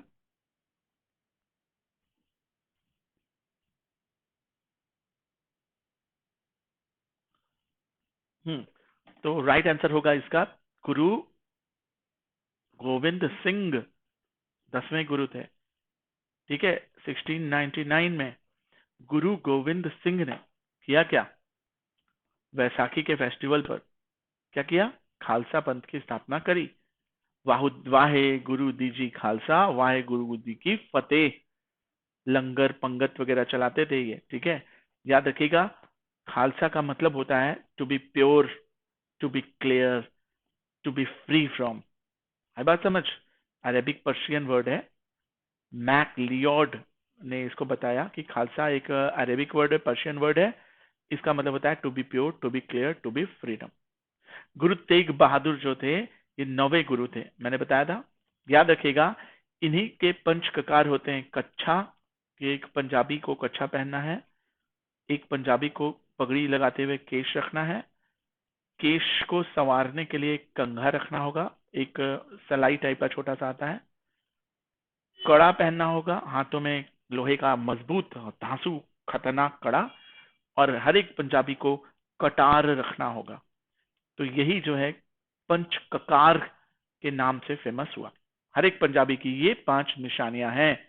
बट आजकल कुछ जो है वो एडवांस लेवल के पंजाबी होते हैं, अपना कल्चर छोड़ते हैं, हम लोगों ने भी छोड़ा है। तो इन्होंने कच्छा की बजाय अंडरवेयर पहन लिया, केश कटवा के स्टाइलिश रख लिए, कंगा उंगा की जरूरत नहीं, कड़ा नहीं पहनते, बैंड हल्का सा पहन लेंगे, कटार वटार अब नहीं रखते क्योंकि सरकार परमिशन कुछ जगहों पर नहीं देती है, समझे। लेकिन पंजाबी प्योर अगर आप फॉलो कर रहे हैं तब आपको आर्मी में भी कटार रखने, दाढ़ी रखने, पगड़ी बांधने का अधिकार मिल जाता है। आई बात समझ? चलिए आगे बढ़ते हैं भैया। कौन सा वेद बुरी आत्माओं, बीमारी, काला जादू, टोटका टोना से का एक कलेक्शन है? ऋग्वेद, यजुर्वेद, सामवेद, अथर्ववेद। अथर्वा ऋषि ने लिखा। ऋग्वेद में 1028 श्लोक हैं, देवताओं की संस्तुति है। यजुर्वेद में यज्ञ बताया गया है, ये गद्य और पद्य दोनों में लिखा गया है। सामवेद में सोमरस के बारे में और 7 गीत के बारे में, 7 जो सुर होते हैं उनके बारे में बताया गया है। तो ये जादू टोटका टोना, बीमारियों के बारे में और बुरी आत्माओं के बारे में जो डिटेल है वो अथर्ववेद में बताया, सबसे लास्ट में लिखा गया। कुछ कुरीतियां, बुराइयां भी अथर्ववेद में आपको देखने को मिलेंगी। मेरी बात समझ गए? आओ थोड़ी सी बात करते हैं।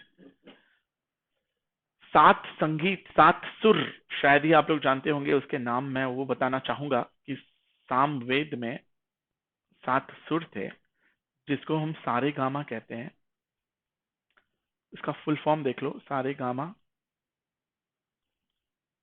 पधानी, यही होता है ना 7 सुर। तो इसको बोलते हैं, स भले है लेकिन शाडस, शाडश। रे है लेकिन ये रे नहीं, ऋषभ वाला रे, ऋषभ। गा से गांधार, म से मध्यमा, प से पंचम, पांचाल भी होता है। ध से धैवत, नी से निषाद। याद रखिएगा, कभी आपसे कोई पूछे भैया 7 सुर का फुल फॉर्म बताओ, तो बता जरूर देना। ऐसे ही होते हैं 7 आश्चर्य, 7 रंग, 7 फेरे, ये सब याद रखो। 7 आश्चर्य बता देता हूं मैं। Jesus Christ Redeemer, Brazil, Rio de Janeiro. Machu Picchu, समझे। Cleopatra, Petra of Jordan, Colosseum, Taj Mahal, China wall. कितने हुए? Jesus Christ Redeemer, Machu Picchu, Petra of Jordan, Colosseum, Taj Mahal, 5 हुआ। चाइना वॉल ऑफ चाइना, 6 हुआ। एक मिस हो रहा है, कौन सा है बताओ जरा सोचो। चिचेन इट्जा, हाँ एक मिस हो रहा है। चिचेन, चिचेन इत्जा, याद रखिएगा, ये 7वां अक्षर है। इसका स्क्रीनशॉट ले लो, मिटाने जा रहा हूं। ऐसे ही 7 रंग हैं जिनको हम बोलते हैं VIBGYOR, विबग्योर, जिनमें से wallet, Indigo, blue, green, yellow, orange, red में फ्रीक्वेंसी अलग होती है, जिसकी वजह से लाल रंग दूर तक जाता है, तरंग दैर्ध्य। और मैं ये भी बता दूं कि जो तरंग दैर्ध्य जिसको आप लोग बोलते हो wavelength, is inversely proportional to frequency. अगर फ्रीक्वेंसी ज्यादा है तो वेवलेंथ कम होगी, और वेवलेंथ ज्यादा है तो फ्रीक्वेंसी कम होगी। Got it?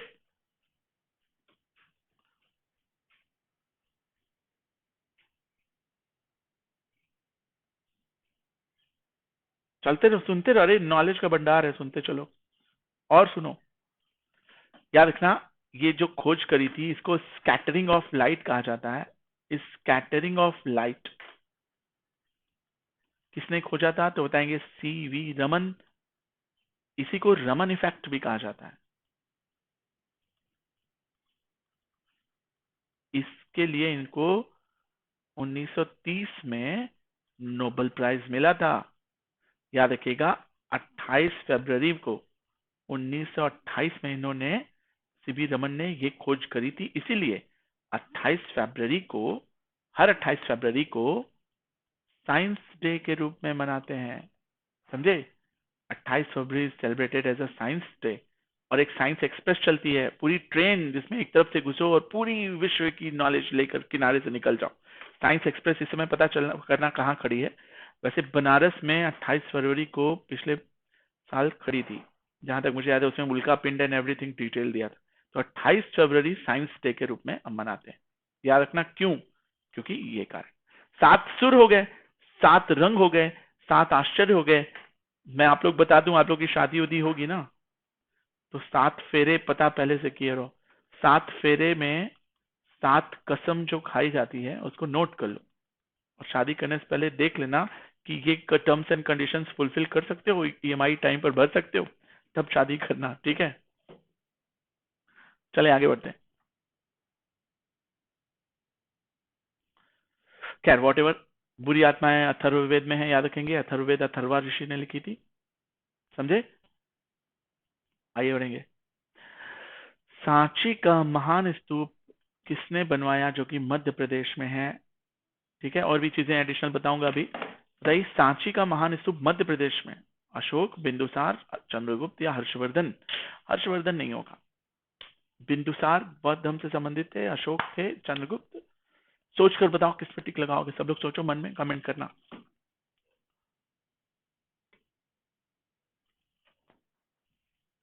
यार खांसी बहुत है।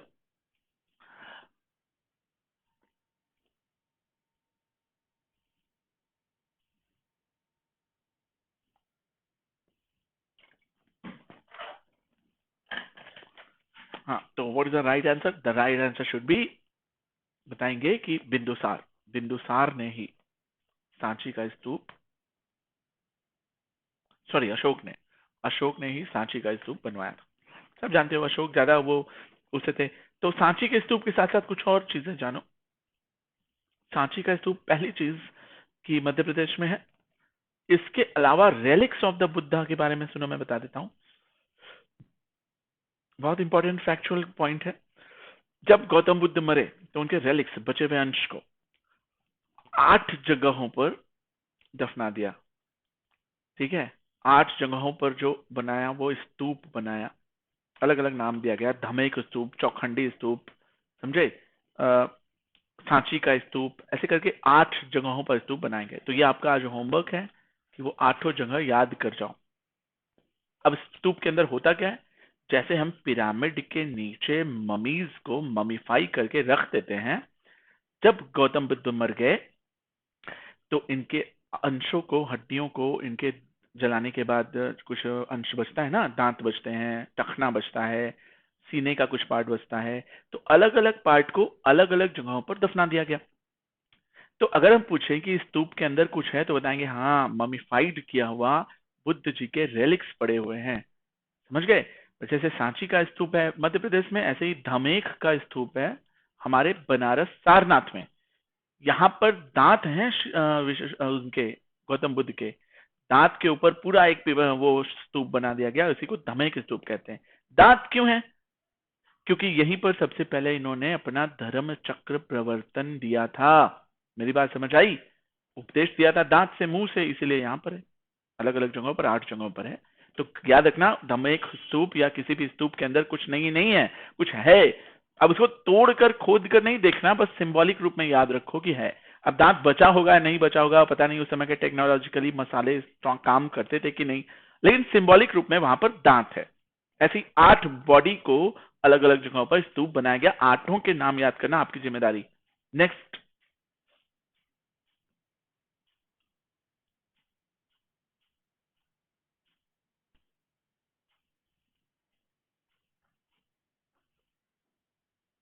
चले आगे बढ़े। फाहियान किसके दरबार में आया था? फाहियान, आके ओके, फाहियान किसके दरबार में आए थे? सोचो और बताओ।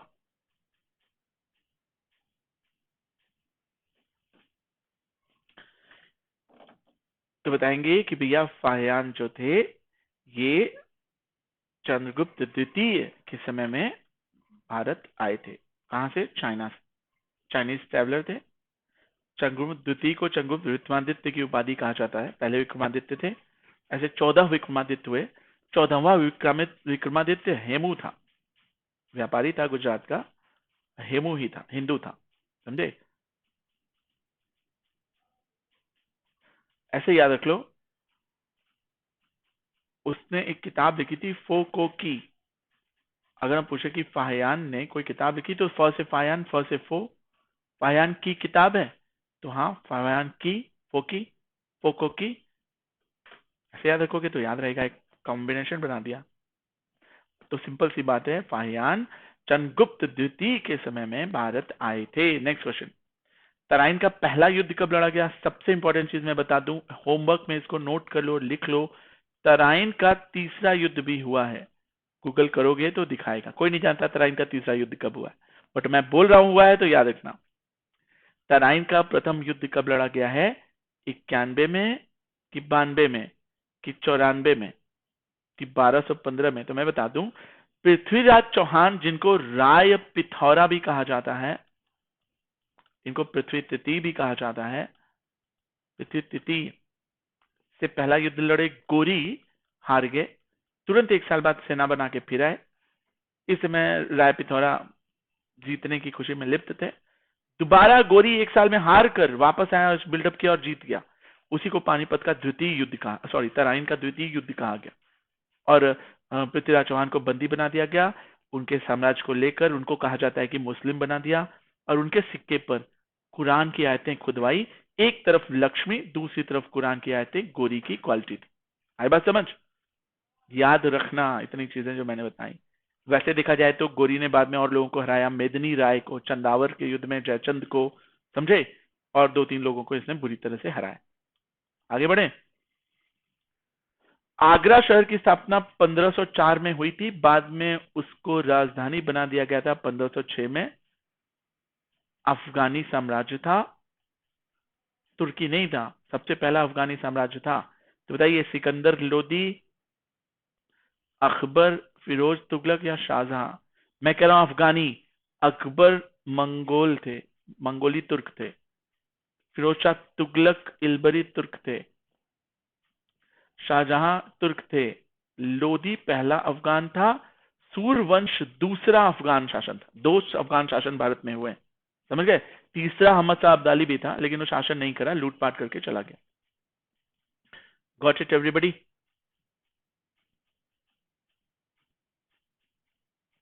सुनते चलो, सुनते चलो। ओके, तो आगरा का शहर सिकंदर लोदी ने बसाया था, याद रखिएगा। 1504 में, 1506 में उसको राजधानी बनाई। सिकंदर लोदी का अफगानी पहला सुल्तान माना जाता है दिल्ली का, समझे? ये लोदी जो है, पोएट वोएट भी करते थे पर्शियन लैंग्वेज में। गुलुरुखी करके था ना शायद। चलो खैर, आगे बढ़ेंगे। राणा प्रताप का कौन सा युद्ध हुआ था अकबर की सेना से, जिसमें तोडरमल गए थे ना शायद? नहीं, मान सिंह गए थे। मान सिंह की सेना से अकबर को सिंबॉलिक रूप में ये मान सिंह रिप्रेजेंट कर रहे थे, अकबर नहीं गए थे लड़ने। राणा प्रताप से युद्ध हुआ था। राणा प्रताप को कीका भी प्यार से कहा जाता है, याद रखना। ये युद्ध हुआ, राणा प्रताप हार गए। तो वो कौन सी युद्ध थी? तो बताएंगे, वो पानीपत नहीं था। पानीपत का युद्ध तो अकबर और इब्राहिम लोदी के बीच में हुआ था, सॉरी बाबर और इब्राहिम लोदी के बीच में हुआ था। पानीपत का दूसरा युद्ध जो है वो अकबर और हेमू के बीच में हुआ था। तो पानीपत तो नहीं है। प्लासी का युद्ध अंग्रेजों के बीच में 1757 में हुआ था, सब जानते हो, मीर जाफर वाला। उसके बाद बात करेंगे हम हल्दी घाटी। कलिंग का जानते हो अशोक से, तो Haldi Ghati is the right answer. याद रखिएगा, महाराणा प्रताप से जो अकबर का इनडायरेक्ट युद्ध हुआ था कीका का, वो हल्दी घाटी का युद्ध हुआ था। Got it?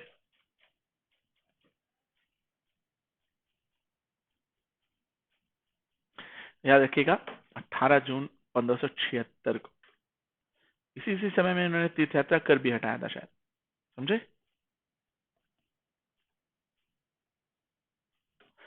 हल्दी घाटी कहाँ पड़ता है कभी पूछे तो बताएंगे, गोगुंडा राजस्थान में। क्लियर? बीरबल का असली नाम क्या था? इन्होंने ही सुलह कुल नीति और दीन इलाही में अपना नाम रजिस्टर किया था, समझे? तो रामदास, श्यामदास, मोहनदास, करमदास, रमेशदास, महेशदास कौन थे? तो बीरबल का असली नाम महेश दास था, याद रखिएगा। बीरबल थिंक टैंक थे, मतलब अकबर जैसे ऐसे समझो प्राइम मिनिस्टर और प्रेसिडेंट को 550 लोकसभा में और 250 के करीब में राज्यसभा में लोगों की जरूरत पड़ती है, 800 लोगों की ना, तो अकबर ऐसा कुछ नहीं करते थे। अकबर के बस 9 दरबारी रत्न थे, 9 रत्न, इन्हीं के साथ ये बैठते थे और डिस्कशन करते थे। तो यही 9 लोग 850 के बराबर होते थे, जिनमें से ये 9 से भी डिस्कशन करना उतना जरूरी नहीं था, केवल बीरबल 850 लोग के बराबर थे। अब सोच लो, बीरबल को ही महेश दास कहा जाता था, हिंदू थे, ब्राह्मण थे, ठीक है, आर्मी के कमांडर थे, नवरत्न में से एक थे। 9 रत्नों के नाम याद कर लो, ठीक है। अब्बुल फजल, इसने आईने अकबरी लिखी। अब्दुल रहीम खान खाना, और बता दूं मैं, आईने अकबरी और अकबरनामा दोनों एक ही बुक है, 2 जिल्द में बनी। अब्दुल रहीम खान खाना मैं बता दूं, सलीमा बेगम से, जो कि बैरम खान की बेटी बीवी थी, उनसे उत्पन्न हुआ पुत्र था। बीरबल जानते ही हो। मुल्ला दो प्याजा किचन से संबंधित नहीं थे, पहले बता दूं, प्याज से इनका कोई लेना देना नहीं। फैजी भी कवि थे। राजा मान सिंह जानते ही हो, सेनापति। और तोडरमल वित्त व्यवस्था से संबंधित थे। फकीरुद्दीन का पता नहीं, तानसेन गायक थे। राम तनु पांडे बताई था मैंने। अकबरनामा किसने लिखी? अभी मैंने बताया, अकबरनामा और आईने अकबरी 2 जिल्द में लिखी गई। अमीर खुसरो ने नहीं लिखी। अकबर ने लिखी खुद से कि अबुल फजल ने या बीरबल ने? तो मैं बता दूं, अबुल फजल ने 2 जिल्द में पहली अकबरनामा, दूसरी आईने अकबरी लिखी। अमीर खुसरो को तूतिया हिंद कहा जाता था, ये दिल्ली सल्तनत में थे, मुगल साम्राज्य में नहीं थे। Got it?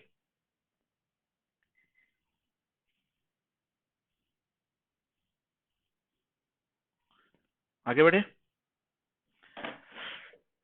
तो अकबरनामा किसने लिखी? तो बताएंगे अबुल फजल ने लिखी। अमीर खुसरो ने 8 सुल्तानों का शासनकाल देखा था, याद रखना। इसने तबला की खोज की, सितार की खोज की, इसको तूतिया हिंद कहा जाता था। वैसे जहां तक मुझे याद है, लैला मजनू भी इन्हीं ने लिखी थी, अमीर खुसरो। श्योर नहीं हूं मैं,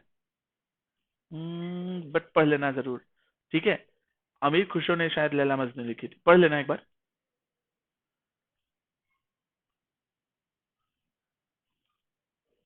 चलिए, बोला है कि भैया मुगल सम्राट कौन था जिसने अंग्रेजी ईस्ट इंडिया कंपनी को सूरत में 1613 ईस्वी में अपना कारखाना स्थापित करने की अनुमति दे दी कि अच्छा ठीक है तुम लोग बना लो कारखाना? कौन था 1613 में? कौन था जिसने ये परमिशन दिया था? मुझे याद है सर टॉमस रो और कैप्टन हॉकिंस का ड्यूरेशन है ये, जो कि न्याय की जंजीर लगाने वाले चित्रकार प्रेमी नूरजहां के पति जहांगीर के समय में आए थे। तो इन्होंने ये परमिशन दी थी। अगर हम पूछें कि अकबर के समय में भी कोई आया था, तो बताएंगे हाँ सर, रॉल्फ फिच आए थे, ठीक है, केवल घूमने आए थे, ठीक है। औरंगजेब के समय में भी कुछ लोग आए थे, लेकिन सबसे इंपॉर्टेंट जहांगीर वाला होता है। तो याद रखना ये आंसर जो मैंने अभी बताया, ठीक है। नेक्स्ट क्वेश्चन, वैसे सुन लो और भी चीजें। सर विलियम हॉकिंस और कैप्टन वो थॉमस रो, मैंने बताया था ना, पहले कौन आया था? तो विलियम हॉकिंस आए, उसके बाद कौन आया? फिर थॉमस रो आए। अगर पूछे कि दोनों को किसने भेजा था, तो जेम्स प्रथम ने भेजा था। बात समझ गए? अंग्रेजों ने सबसे पहले अपने कारखाने कहाँ बनाए? तो मसूलीपट्टम में बनाए। बहुत सारी और भी फैक्ट्री लगाई। विजयनगर साम्राज्य जब sir Thomas Roe, sorry captain Hawkins जब विदेश दक्षिण में भी गए, तो उधर विजयनगर साम्राज्य चल रहा था ना, उसने भी बोला कि ठीक है आप कंपनी लगा लीजिए, मद्रास में लगा लीजिए, ठीक है। यहीं से ईस्ट इंडिया कंपनी बनी। सबसे पहली कंपनी कहां पर? मछलीपट्टनम में। दूसरी साउथ में सबसे पहली विजयनगर समय कहां पर? मद्रास में। ओके, देखो लौह और रक्त की नीति किसने लगाई थी? इल्तुतमिश, बलबन, खलजी या तुगलक? तलवार के दम पर ही सब काम होगा। लौह और रक्त की नीति, खून बहाओ, तलवार के दम पर राजा बनो, ये नीति कौन बनाया था? सिजदा पैबोस भी वही चलाए थे। बस 20 मिनट और, 20 मिनट और भैया। अब ऐसे 50 क्वेश्चन जब हो जाए, 45 हो ही गया, कुछ क्वेश्चन और बचे। लौह और रक्त की नीति मैं बता दूं, इल्तुतमिश, बलबन, खिलजी और तुगलक में से बलबन ने लौह और रक्त की नीति चलाई थी, याद रखिएगा। बलबन का मुंह 2 गज का था, इसने राजत्व के सिद्धांत को अपनाया था। कहा जाता है कि ये सिजदा और पैबोस करवाते थे, मतलब राजा का हाथ चूमना उमना। इसके अलावा ये नौरोज नाम का एक त्योहार, ईरानी त्योहार शुरू करवाए थे। इन्होंने एक 40 गुटों के दल को खत्म किया। इनका पुत्र जब मर गया था तो ये रोए नहीं थे दरबार में। कहा जाता है कि ये अफ्राशियाब वंश के थे। कौन? बलबन। इनको नियामत खुदाई का एक नियम शुरू किया था। सुल्तान ईश्वर की छाया है, याद रखना। और ये मामलुक वंश के क्या थे? बड़े खतरनाक राजा। जब ये मरे तो लोगों ने अपने कपड़े फाड़े, इसकी दरगाह तक पीछे पीछे गए, चीखे चिल्लाए, काले रंग का वस्त्र पहना। समझ गए? क्लियर हुआ? इसने ही रक्त और लौह की नीति अपनाई थी। ये छत्र हाथी पालता था, घर के सामने हाथी बांधता था और छत्रक रखता था। छत्रक समझते हो? अपने सर पर। और इसी के अंडर में इल्तुतमिश का पुत्र था नासरुद्दीन महमूद, जो शासन करता था। बहुत अच्छा इंसान था, उससे अच्छा इंसान कोई है ही नहीं। उसके ऊपर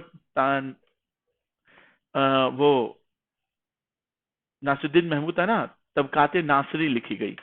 याद रखिएगा कि वो टोपी सिलकर और कुरान की आयतें लिखकर दूसरे राज्य में जाकर बेच कर आता था, उसी से अपना घर चलाता था।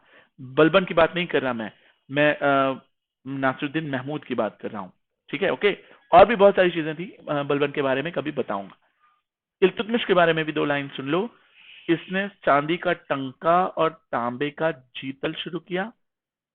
इसने एकता प्रथा शुरू की और 40 गुटों के दल की शुरुआत करी, इल्तुतमिश ने। अलाउद्दीन खिलजी के बारे में जान लो। दाग और हुलिया प्रथा शुरू किया था, ठीक है। और चरी और गराई कर शुरू किया था। और नकद वेतन का कॉन्सेप्ट और फिक्स्ड प्राइस का कॉन्सेप्ट यहीं से आया था। बाजार का कॉन्सेप्ट भी अलाउद्दीन खिलजी लेकर आए थे। मोहम्मद बिन तुगलक के बारे में जाने रहो। सनकी, पागल, रक्त पिपासु, विरोधाभासी कहा जाता था। 4 मुख्य इसके असफलताएं थी जिसकी वजह से इसका काफी बदनामी होता। जौना खां मोहम्मद बिन तुगलक का ही नाम था। सुनते चलो। Okay, got it? आगे बढ़े। भैया बताना, विजयनगर साम्राज्य की राजधानी कौन सा शहर है था? विजयनगर साम्राज्य की राजधानी कौन सा शहर था? तो हम्पी देखा होगा, 50 रुपए के नोट पे या 100 रुपए के नोट कहीं पर देखा होगा, हम्पी। समझे? विजयनगर साम्राज्य कृष्णदेव राय के समय में था। आपने सुना होगा संगम वंश के बाद सालुव, सालुव, तुलुव, अराविडु, तो तुलु वंश के थे विजयनगर साम्राज्य के लोग। हम्पी को अपनी राजधानी बनाए। लास्ट में ये भी खत्म हो जाती है। एक युद्ध होता है राक्षसी तंगड़ी, जिसको हम हन्नी बट्टी का युद्ध कहते हैं। इसको ही हम ताली कोटा का युद्ध कहते हैं, जिसमें विजयनगर साम्राज्य और हम्पी पूरी तरह से खत्म। किस नदी पर थे कभी कभी पूछता है, तो बताएंगे तुंगभद्रा नदी। तुंगभद्रा नदी के किनारे स्थित था। देखिए, कुछ एडिशनल फैक्ट बहुत जरूरी है याद करना। तुंगभद्रा नदी के किनारे था, कर्नाटक में। विजयनगर साम्राज्य, हम्पी, एक युद्ध हुआ था, मैंने बताया था। इसको वर्ल्ड हेरिटेज साइट भी घोषित किया गया। आई बात समझ? चित्रकला, अभी बताया था मैंने। चित्रकला इनके समय में ऐसी थी, इनका स्टेटमेंट था कि अगर एक आंख कोई और चित्रकार और दूसरी आंख कोई और चित्रकार बनाए तो हम बता देंगे कि कौन सा चित्रकार ने कौन सी आंख बनाई है। इतने बड़े वो चित्रकला प्रेमी थे। Golden era of art and culture का नाम दिया जाता है। तो बताइए कौन थे? जहांगीर थे। इन्हीं के समय में वो नूरजहां से शादी करते हैं। नूरजहां के बारे में भी सुन लो थोड़ा। नूरजहां के बारे में भी सुन लो, थोड़ी बहुत चीजें बताऊंगा। जैसे अगर मैं बोलूं कि नूरजहां को मेहरून निशा कहा जाता था। इनके पिता का नाम गियास बेग था, इतमातुत्तौला बोलते थे जिनको। इन्होंने पिट्रा ड्यूरा नाम से उनका एक मकबरा बनाया था आगरा में। इनकी माँ का नाम महरूम निशा को हम लोग नूरजहां भी कहते थे शादी करने के बाद। इनकी माँ का नाम था असमत बानो बेगम। असमत बानो बेगम, जिन्होंने इत्र की खोज की थी। याद रखिएगा, नूरजहां के पति थे शेर अफगान उनको मारकर जहांगीर ने इनसे शादी करी। आई बात समझ? और भी बहुत सारी चीजें, आगे बढ़ते हैं। बस 3 क्वेश्चन और हैं। किसने अपनी राजधानी दिल्ली से दौलताबाद, जो कि देवगिरी के नाम से भी जानी जाती थी, दौलताबाद को देवगिरी कहा जाता था, बताइए कौन था ऐसा? पागल, सन की, रक्त पिपासु टाइप के लोग थे।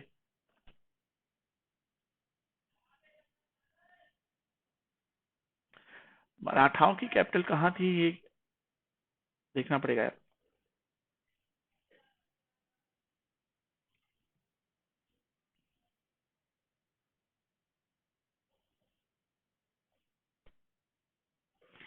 कोशिश करो। मराठाओं की कैपिटल बताऊंगा अभी। तो दिल्ली से दौलताबाद मोहम्मद बिन तुगलक ने राजधानी परिवर्तन किया था, सांकेतिक मुद्रा चलाया था, कराची और खुरासान अभियान चलाया था, और इन्होंने एक और काम किया था, दोआब में कर वृद्धि, जिसकी वजह से ये असफल हुए। समझे? तो दिल्ली से दौलताबाद कर दिया था, बहुत लोग नाराज हुए थे इनसे, लेकिन किया था। ठीक है। और कहा जाता है कि लोग इनको गालियां लिखकर भेजते थे, इनके महल में लेटर फेंकते थे, इनके महल में गंदी चीजें फेंक देते थे, गोबर ओबर। और ये भी चिढ़ गया था जनता से, और जनता को पकड़ पकड़ कर जबरदस्ती दौलताबाद लेकर गया। जबकि नॉर्थ में रहने वाले लोग साउथ में सेटल करने में बहुत प्रॉब्लम होता है, खाना पीना रहना सब बदल जाता था, तो लोग इससे बहुत नाराज हो गए थे। लेकिन इसका भी कहना सही था। देखो इसका कहना क्यों सही था, मैं थोड़ा सा एक्सप्लेन कर दूं। देखो ज्यादातर इसने देखा कि अभी तक दिल्ली को राजधानी, यहाँ को राजधानी बनाने से मंगोल यहाँ से भी आसानी से आ जाते थे, यहाँ से भी, यहाँ से भी, और दिल्ली पर अटैक करके जीत देते, लूटपाट करते थे। तो अगर हम राजधानी को यहाँ दौलताबाद शिफ्ट कर दें, तो इधर उधर से कोई आएगा नहीं, इधर से हमको बस एक सेना लगानी पड़ेगी, प्रोटेक्टेड भी रहेगा, और इधर से हम लोग बच भी जाएंगे। 3 लेयर में सेना लगा के हम इसको बचा ले जाएंगे। कॉन्सेप्ट सही था इसका, लेकिन कहते हैं ना कि पनौती, इसको पनौती कहा जाता था। ठीक है, याद रखिएगा। तो मोहम्मद बिन तुगलक ने दिल्ली से देवगिरी अर्थात दौलताबाद में राजधानी शिफ्ट करी। वाइल्ड पॉलिसी स्विंग्स माना जाता है, अजीब अजीब पॉलिसी लगाया। इसने एक और पॉलिसी लगाई थी, सुनिएगा, मैं बताता हूं, ध्यान से सुनिएगा। इसने देखा कि यार किसान लोग बहुत आलसी हैं, इधर से भी नदी बह रही, इधर से भी नदी बह रही, जिसकी वजह से बीच वाला सेक्शन बहुत उपजाऊ है, दोआब कहा जाता है, क्योंकि दो नदियों के बीच का आब दोआब कहलाता है। यहां पर उपज हो सकती है 100%, और ये सब करते हैं केवल क्या, 20-30%, 40%, बाकी अलहदीपन कर जाते हैं। तो हल्की मेहनत यहाँ कर दे तो 100% उपज हो जाए। तो इसने दोआब में कर वृद्धि कर दी कि भैया देखो टैक्स बढ़ा दिए, ज्यादा मेहनत करो। ये अलहदीपन खत्म करने के लिए बढ़ाया था, लेकिन अचानक इन दोनों नदियों में बाढ़ आ गई, तो जो उसको टैक्स जिसने बढ़ाया उसके बदले में इसको तकावी ऋण देना पड़ गया। उल्टा किसानों से टैक्स लेने के बजाय राजकोष में से इसको ऋण देना पड़ गया कि यार तुम लोग मरो मत प्लीज, हम दे रहे। तो ये पनौती था। अब प्रकृति हाथ में है थोड़ी इसके, बाढ़ आ गई, आ गई, क्या करता है, दिमाग तो सही लगाया था। देखो क्या होता है ना, अगर हम आपको पुश करें कि 2 घंटा नहीं 6 घंटा पढ़ो तब एग्जाम निकलेगा, आपको बुरा लगेगा डेफिनेटली, लेकिन सच तो यही है कि हाँ, सही तो था ये बंदा। राजधानी परिवर्तन वाली बात भी इसकी सही थी, और दोआब में कर वृद्धि भी सही थी। एक और सुनो, कि हम जो सोने की मुद्रा बनाते हैं, इसकी वैल्यू भी उतने रुपए के बराबर होती है। लेकिन अभी हम लोग बताओ प्लास्टिक कार्ड यूज करते हैं, टोकन करेंसी यूज करते हैं, डिमांड ड्राफ्ट चेक यूज करते हैं, है क्या वो, फाड़ दो उसको, कागज ही तो है। तो अभी जो हम लोग यूज करते हैं, इसने सांकेतिक मुद्रा, प्लास्टिक की मुद्रा, शीशे की मुद्रा शुरू में ही बनाई थी, लेकिन लोग फ्लॉप कर दिए उसको। अपने घर में टकसाल खोलकर घर में लोग छापते थे, पैसा लेकर जाते थे। तो आइडिया तो इसका सही था, अपने घर में अब आदमी चेक बनाने लगे तो इसकी गलती थोड़ी है। तो यहां से वो फ्लॉप हो गया। और भी कुछ फ्लॉप होने के इसके रीजंस थे, खैर वॉट एवर। इसी का नाम जौना खान था, और इसके भाई फिरोज शाह तुगलक ने आगे चलकर जौनपुर इसी के नाम पर बसाया था। जौनपुर को पूर्व का शिराज कहा जाता है। हुसैन शाह शर्की के अंडर में जो है ये डेवलपमेंट हुई थी। आई बात समझ? हाँ, वेरी गुड। बहुत सारी चीजें, बहुत सारी चीजें और भी सीखने को हैं। आइए अगला क्वेश्चन। फतेहपुर सिकरी जानते ही हो सब लोग, गुजरात की विजय करते समय वहां से आ रहे थे, तो बुलंद दरवाजा बनवाए थे फतेहपुर सिकरी में। बोला कि मुगल साम्राज्य की राजधानी का रूप स्थापित किया गया। कब, किसने फतेहपुर सिकरी पे अपनी राजधानी बनाई? बाबर, हुमायूं, जहांगीर, अकबर। मैंने अभी बताया, पहली बार समुद्र देख कर आए, गुजरात की विजय करके लौट रहे थे, तो वहीं पर उन्होंने फतेहपुर सिकरी, बुलंद दरवाजा, ये सब चीजें बनवाना शुरू करा। तो वो थे कौन? अकबर। कभी समुद्र नहीं देखे थे, तो अकबर ने फतेहपुर सिकरी बनवाया था। ठीक है, 20 साल लगे, लाहौर चले गए। ठीक है, 71 से लेके 85 में उन्होंने फतेहपुर सिकरी बनवा दिया। आगे बढ़े। सब जानते हो बाबर पहली बार तोप खाने का प्रयोग करता है, पानीपत का पहला युद्ध लड़ता है, इब्राहिम लोदी को हराता है, राणा सांगा को खनवा के युद्ध में हराता है, मेदिनी राय के रूप में जो हराता है, चंदेरी चंदेरी के युद्ध में मेदिनी राय को हराता है, खनवा के युद्ध में राणा सांगा को हराता है, समझे, और घाघरा के युद्ध में मोहम्मद लोदी को, दौलत खान लोदी को हराता है। 4 ही युद्ध लड़ा बाबर। कहा जाता है कि शाह तुर्कान ने, जो कि इब्राहिम लोदी की माँ थी, उसने इसको स्लो पॉइजन दे दिया। बाबर के बारे में कहा जाता है इसने कभी हाथी नहीं देखा था, तो जब आया भारत तो इसने हाथी देखा करीब 3 घंटे, कभी उस पे बैठकर, कभी सोकर, कभी छूकर, कभी ऐसे गले लगाकर। कहा जाता है कि इसके पास 2 घोड़ों को दबाकर चलने की शक्ति थी, ऐसे कांखी के नीचे, अंडर आर्म्स पिट के नीचे ऐसे दबाता था घोड़ों को और लेकर दौड़ जाता था। हम लोग घोड़े तक पहुंच नहीं सकते, और सोचिए कितना पावरफुल आदमी हो, समझे। तो और भी बहुत सारी चीजें बाबर के बारे में है, कभी बताऊंगा। इसको फाउंडर माना जाता है। सबसे पहले मुस्तफा के साथ मिलकर इसने उज्बेगों से सीखा था तोप सजाना, रूमी विधि से। उज्बेग होते थे, उनसे युद्ध करते करते इसने पहली बार बारूद का प्रयोग सीखा। मेरी बात समझे। आइए अगला क्वेश्चन। बोला कि भैया दिल्ली सल्तनत की स्थापना किस वर्ष की गई? दिल्ली सल्तनत की स्थापना, जहां तक मुझे लगता है, गोरी गए हैं, गोरी को खोखरों ने मार दिया। गोरी के दास जो थे कुतुबुद्दीन ऐबक थे। 1206 में ये आए यहाँ पर और 1210 तक रहे, 4 साल शासन किया। इनको लाख बख्श कहा जाता था, पील बख्श कहा जाता था, कुरान ख्वां कहा जाता था, क्योंकि कुरान बहुत अच्छा पढ़ते थे। सॉरी, ये लाखों का दान दे देते थे, इसलिए लाख बख्श। इनको मलिक की उपाधि और सिपह सालार की उपाधि दी गई थी, ये दास वंश के संस्थापक कुतुबुद्दीन ऐबक को 1206 में, और सिपह सालार की उपाधि। याद रखना, चौगान खेलते समय 2010 में, 1210 में इनका मृत्यु हो गया। इनके बाद आते हैं इनके पुत्र इल्तुतमिश, समझे, बदायूं के गवर्नर रहते हैं, आते हैं, और वो उनके दामाद रहते हैं। इनको दामादों का, गुलामों का गुलाम भी कहा जाता है। मेरी बात समझे। तो 1206 में दिल्ली सल्तनत की स्थापना हुई। दिल्ली सल्तनत में 5 सबसे बड़े बड़े शासन आते हैं। सबसे पहले आते हैं दासवंश, जिनको गुलाम वंश कहा जाता है। फिर आते हैं खिलजी, सबसे कम उम्र इन्हीं की थी, खिलजियों की। फिर आते हैं तुगलक, सबसे लंबा चला। फिर आते हैं सैयद, और लास्ट में आते हैं लोदी। लोदी वंश अफगानी शासन था, याद रखिएगा। तुगलक सबसे लंबा था, खिलजी सबसे छोटा। मेरी बात समझ गए।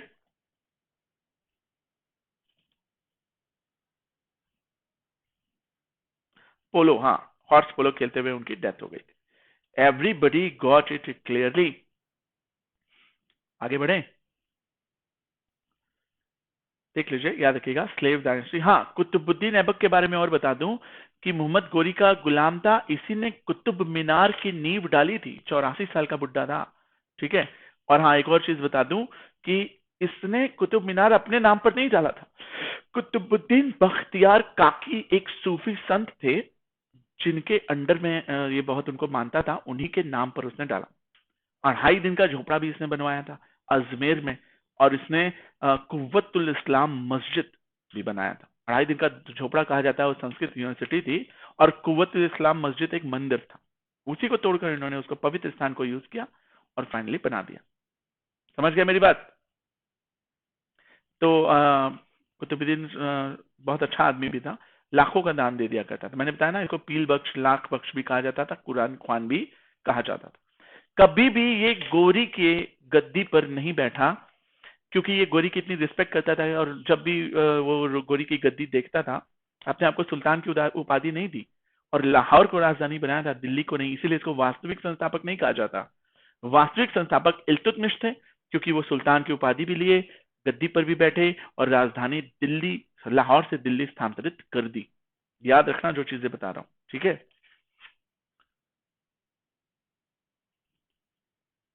तो फाइनली आज की क्लास कंप्लीट है, ठीक है। टेलीग्राम चैनल से जुड़ो, किसी को कोई काउंटर क्वेश्चन पूछना है पूछो, ठीक है। टेलीग्राम चैनल में आपको मिलेगा मेरा पीडीएफ, आपको मिलेगी मेरी अदर क्लासेस के लिंक जो थोड़ी देर बाद शुरू करूंगा, आपको मिलेगा डाउट क्लियरिंग सेशन, एक अच्छा ग्रुप, सब्सक्रिप्शन की डिटेल, और तो और आपको सबसे इंपॉर्टेंट चीज की अच्छे दोस्त यहाँ से मिल जाते, एक्सपीरियंस्ड। तो टेलीग्राम लिंक चाहो तो ये कॉपी पेस्ट कर लो, नहीं तो आपके कर्सर के नीचे क्रॉस बना होगा, कमेंट बॉक्स काटोगे तो वी बना आएगा, उसी डिस्क्रिप्शन बॉक्स में मेरा कोड है KSS10 दिख जाएगा, यूनिवर्सल कोड है, हर जगह काम आएगा 10% डिस्काउंट के लिए। मेरी स्पेशल क्लासेस आपको दिख जाएंगी, मेरी प्लस के कोर्स जो लॉन्च है इंग्लिश के, आज रात में 9 बजे चलेंगे, वो दिख जाएंगे, हर रात चलती है ये, ठीक है। और भी बहुत सारी चीजें अवेलेबल हैं, तो टेलीग्राम लिंक से जुड़ो, प्लस का सब्सक्रिप्शन लो। प्लस का सब्सक्रिप्शन लेने से आपको डेली लाइव क्लासेस रोज 24 घंटे 12 महीने मिलेगी, संडे वनडे सब सुबह 4-5 बजे से चालू हो जाती है। वीकली टेस्ट दो, जो पढ़े उसका टेस्ट दो, देखो प्रिपरेशन कैसी है। स्ट्रक्चर्ड कोर्स में इनरोल करो, 6 महीने 12 महीने के कोर्स में पढ़ो अच्छे से, या फिर अनलिमिटेड एक्सेस करो, पिछले 5 साल का भी एक्सेस कर सकते हो वन टाइम पेमेंट पर। पर्सनल गाइडलाइन तो दिया ही जाता है वन ऑन वन, साथ ही साथ एक्सपर्ट्स की भी एडवाइस मिलती है।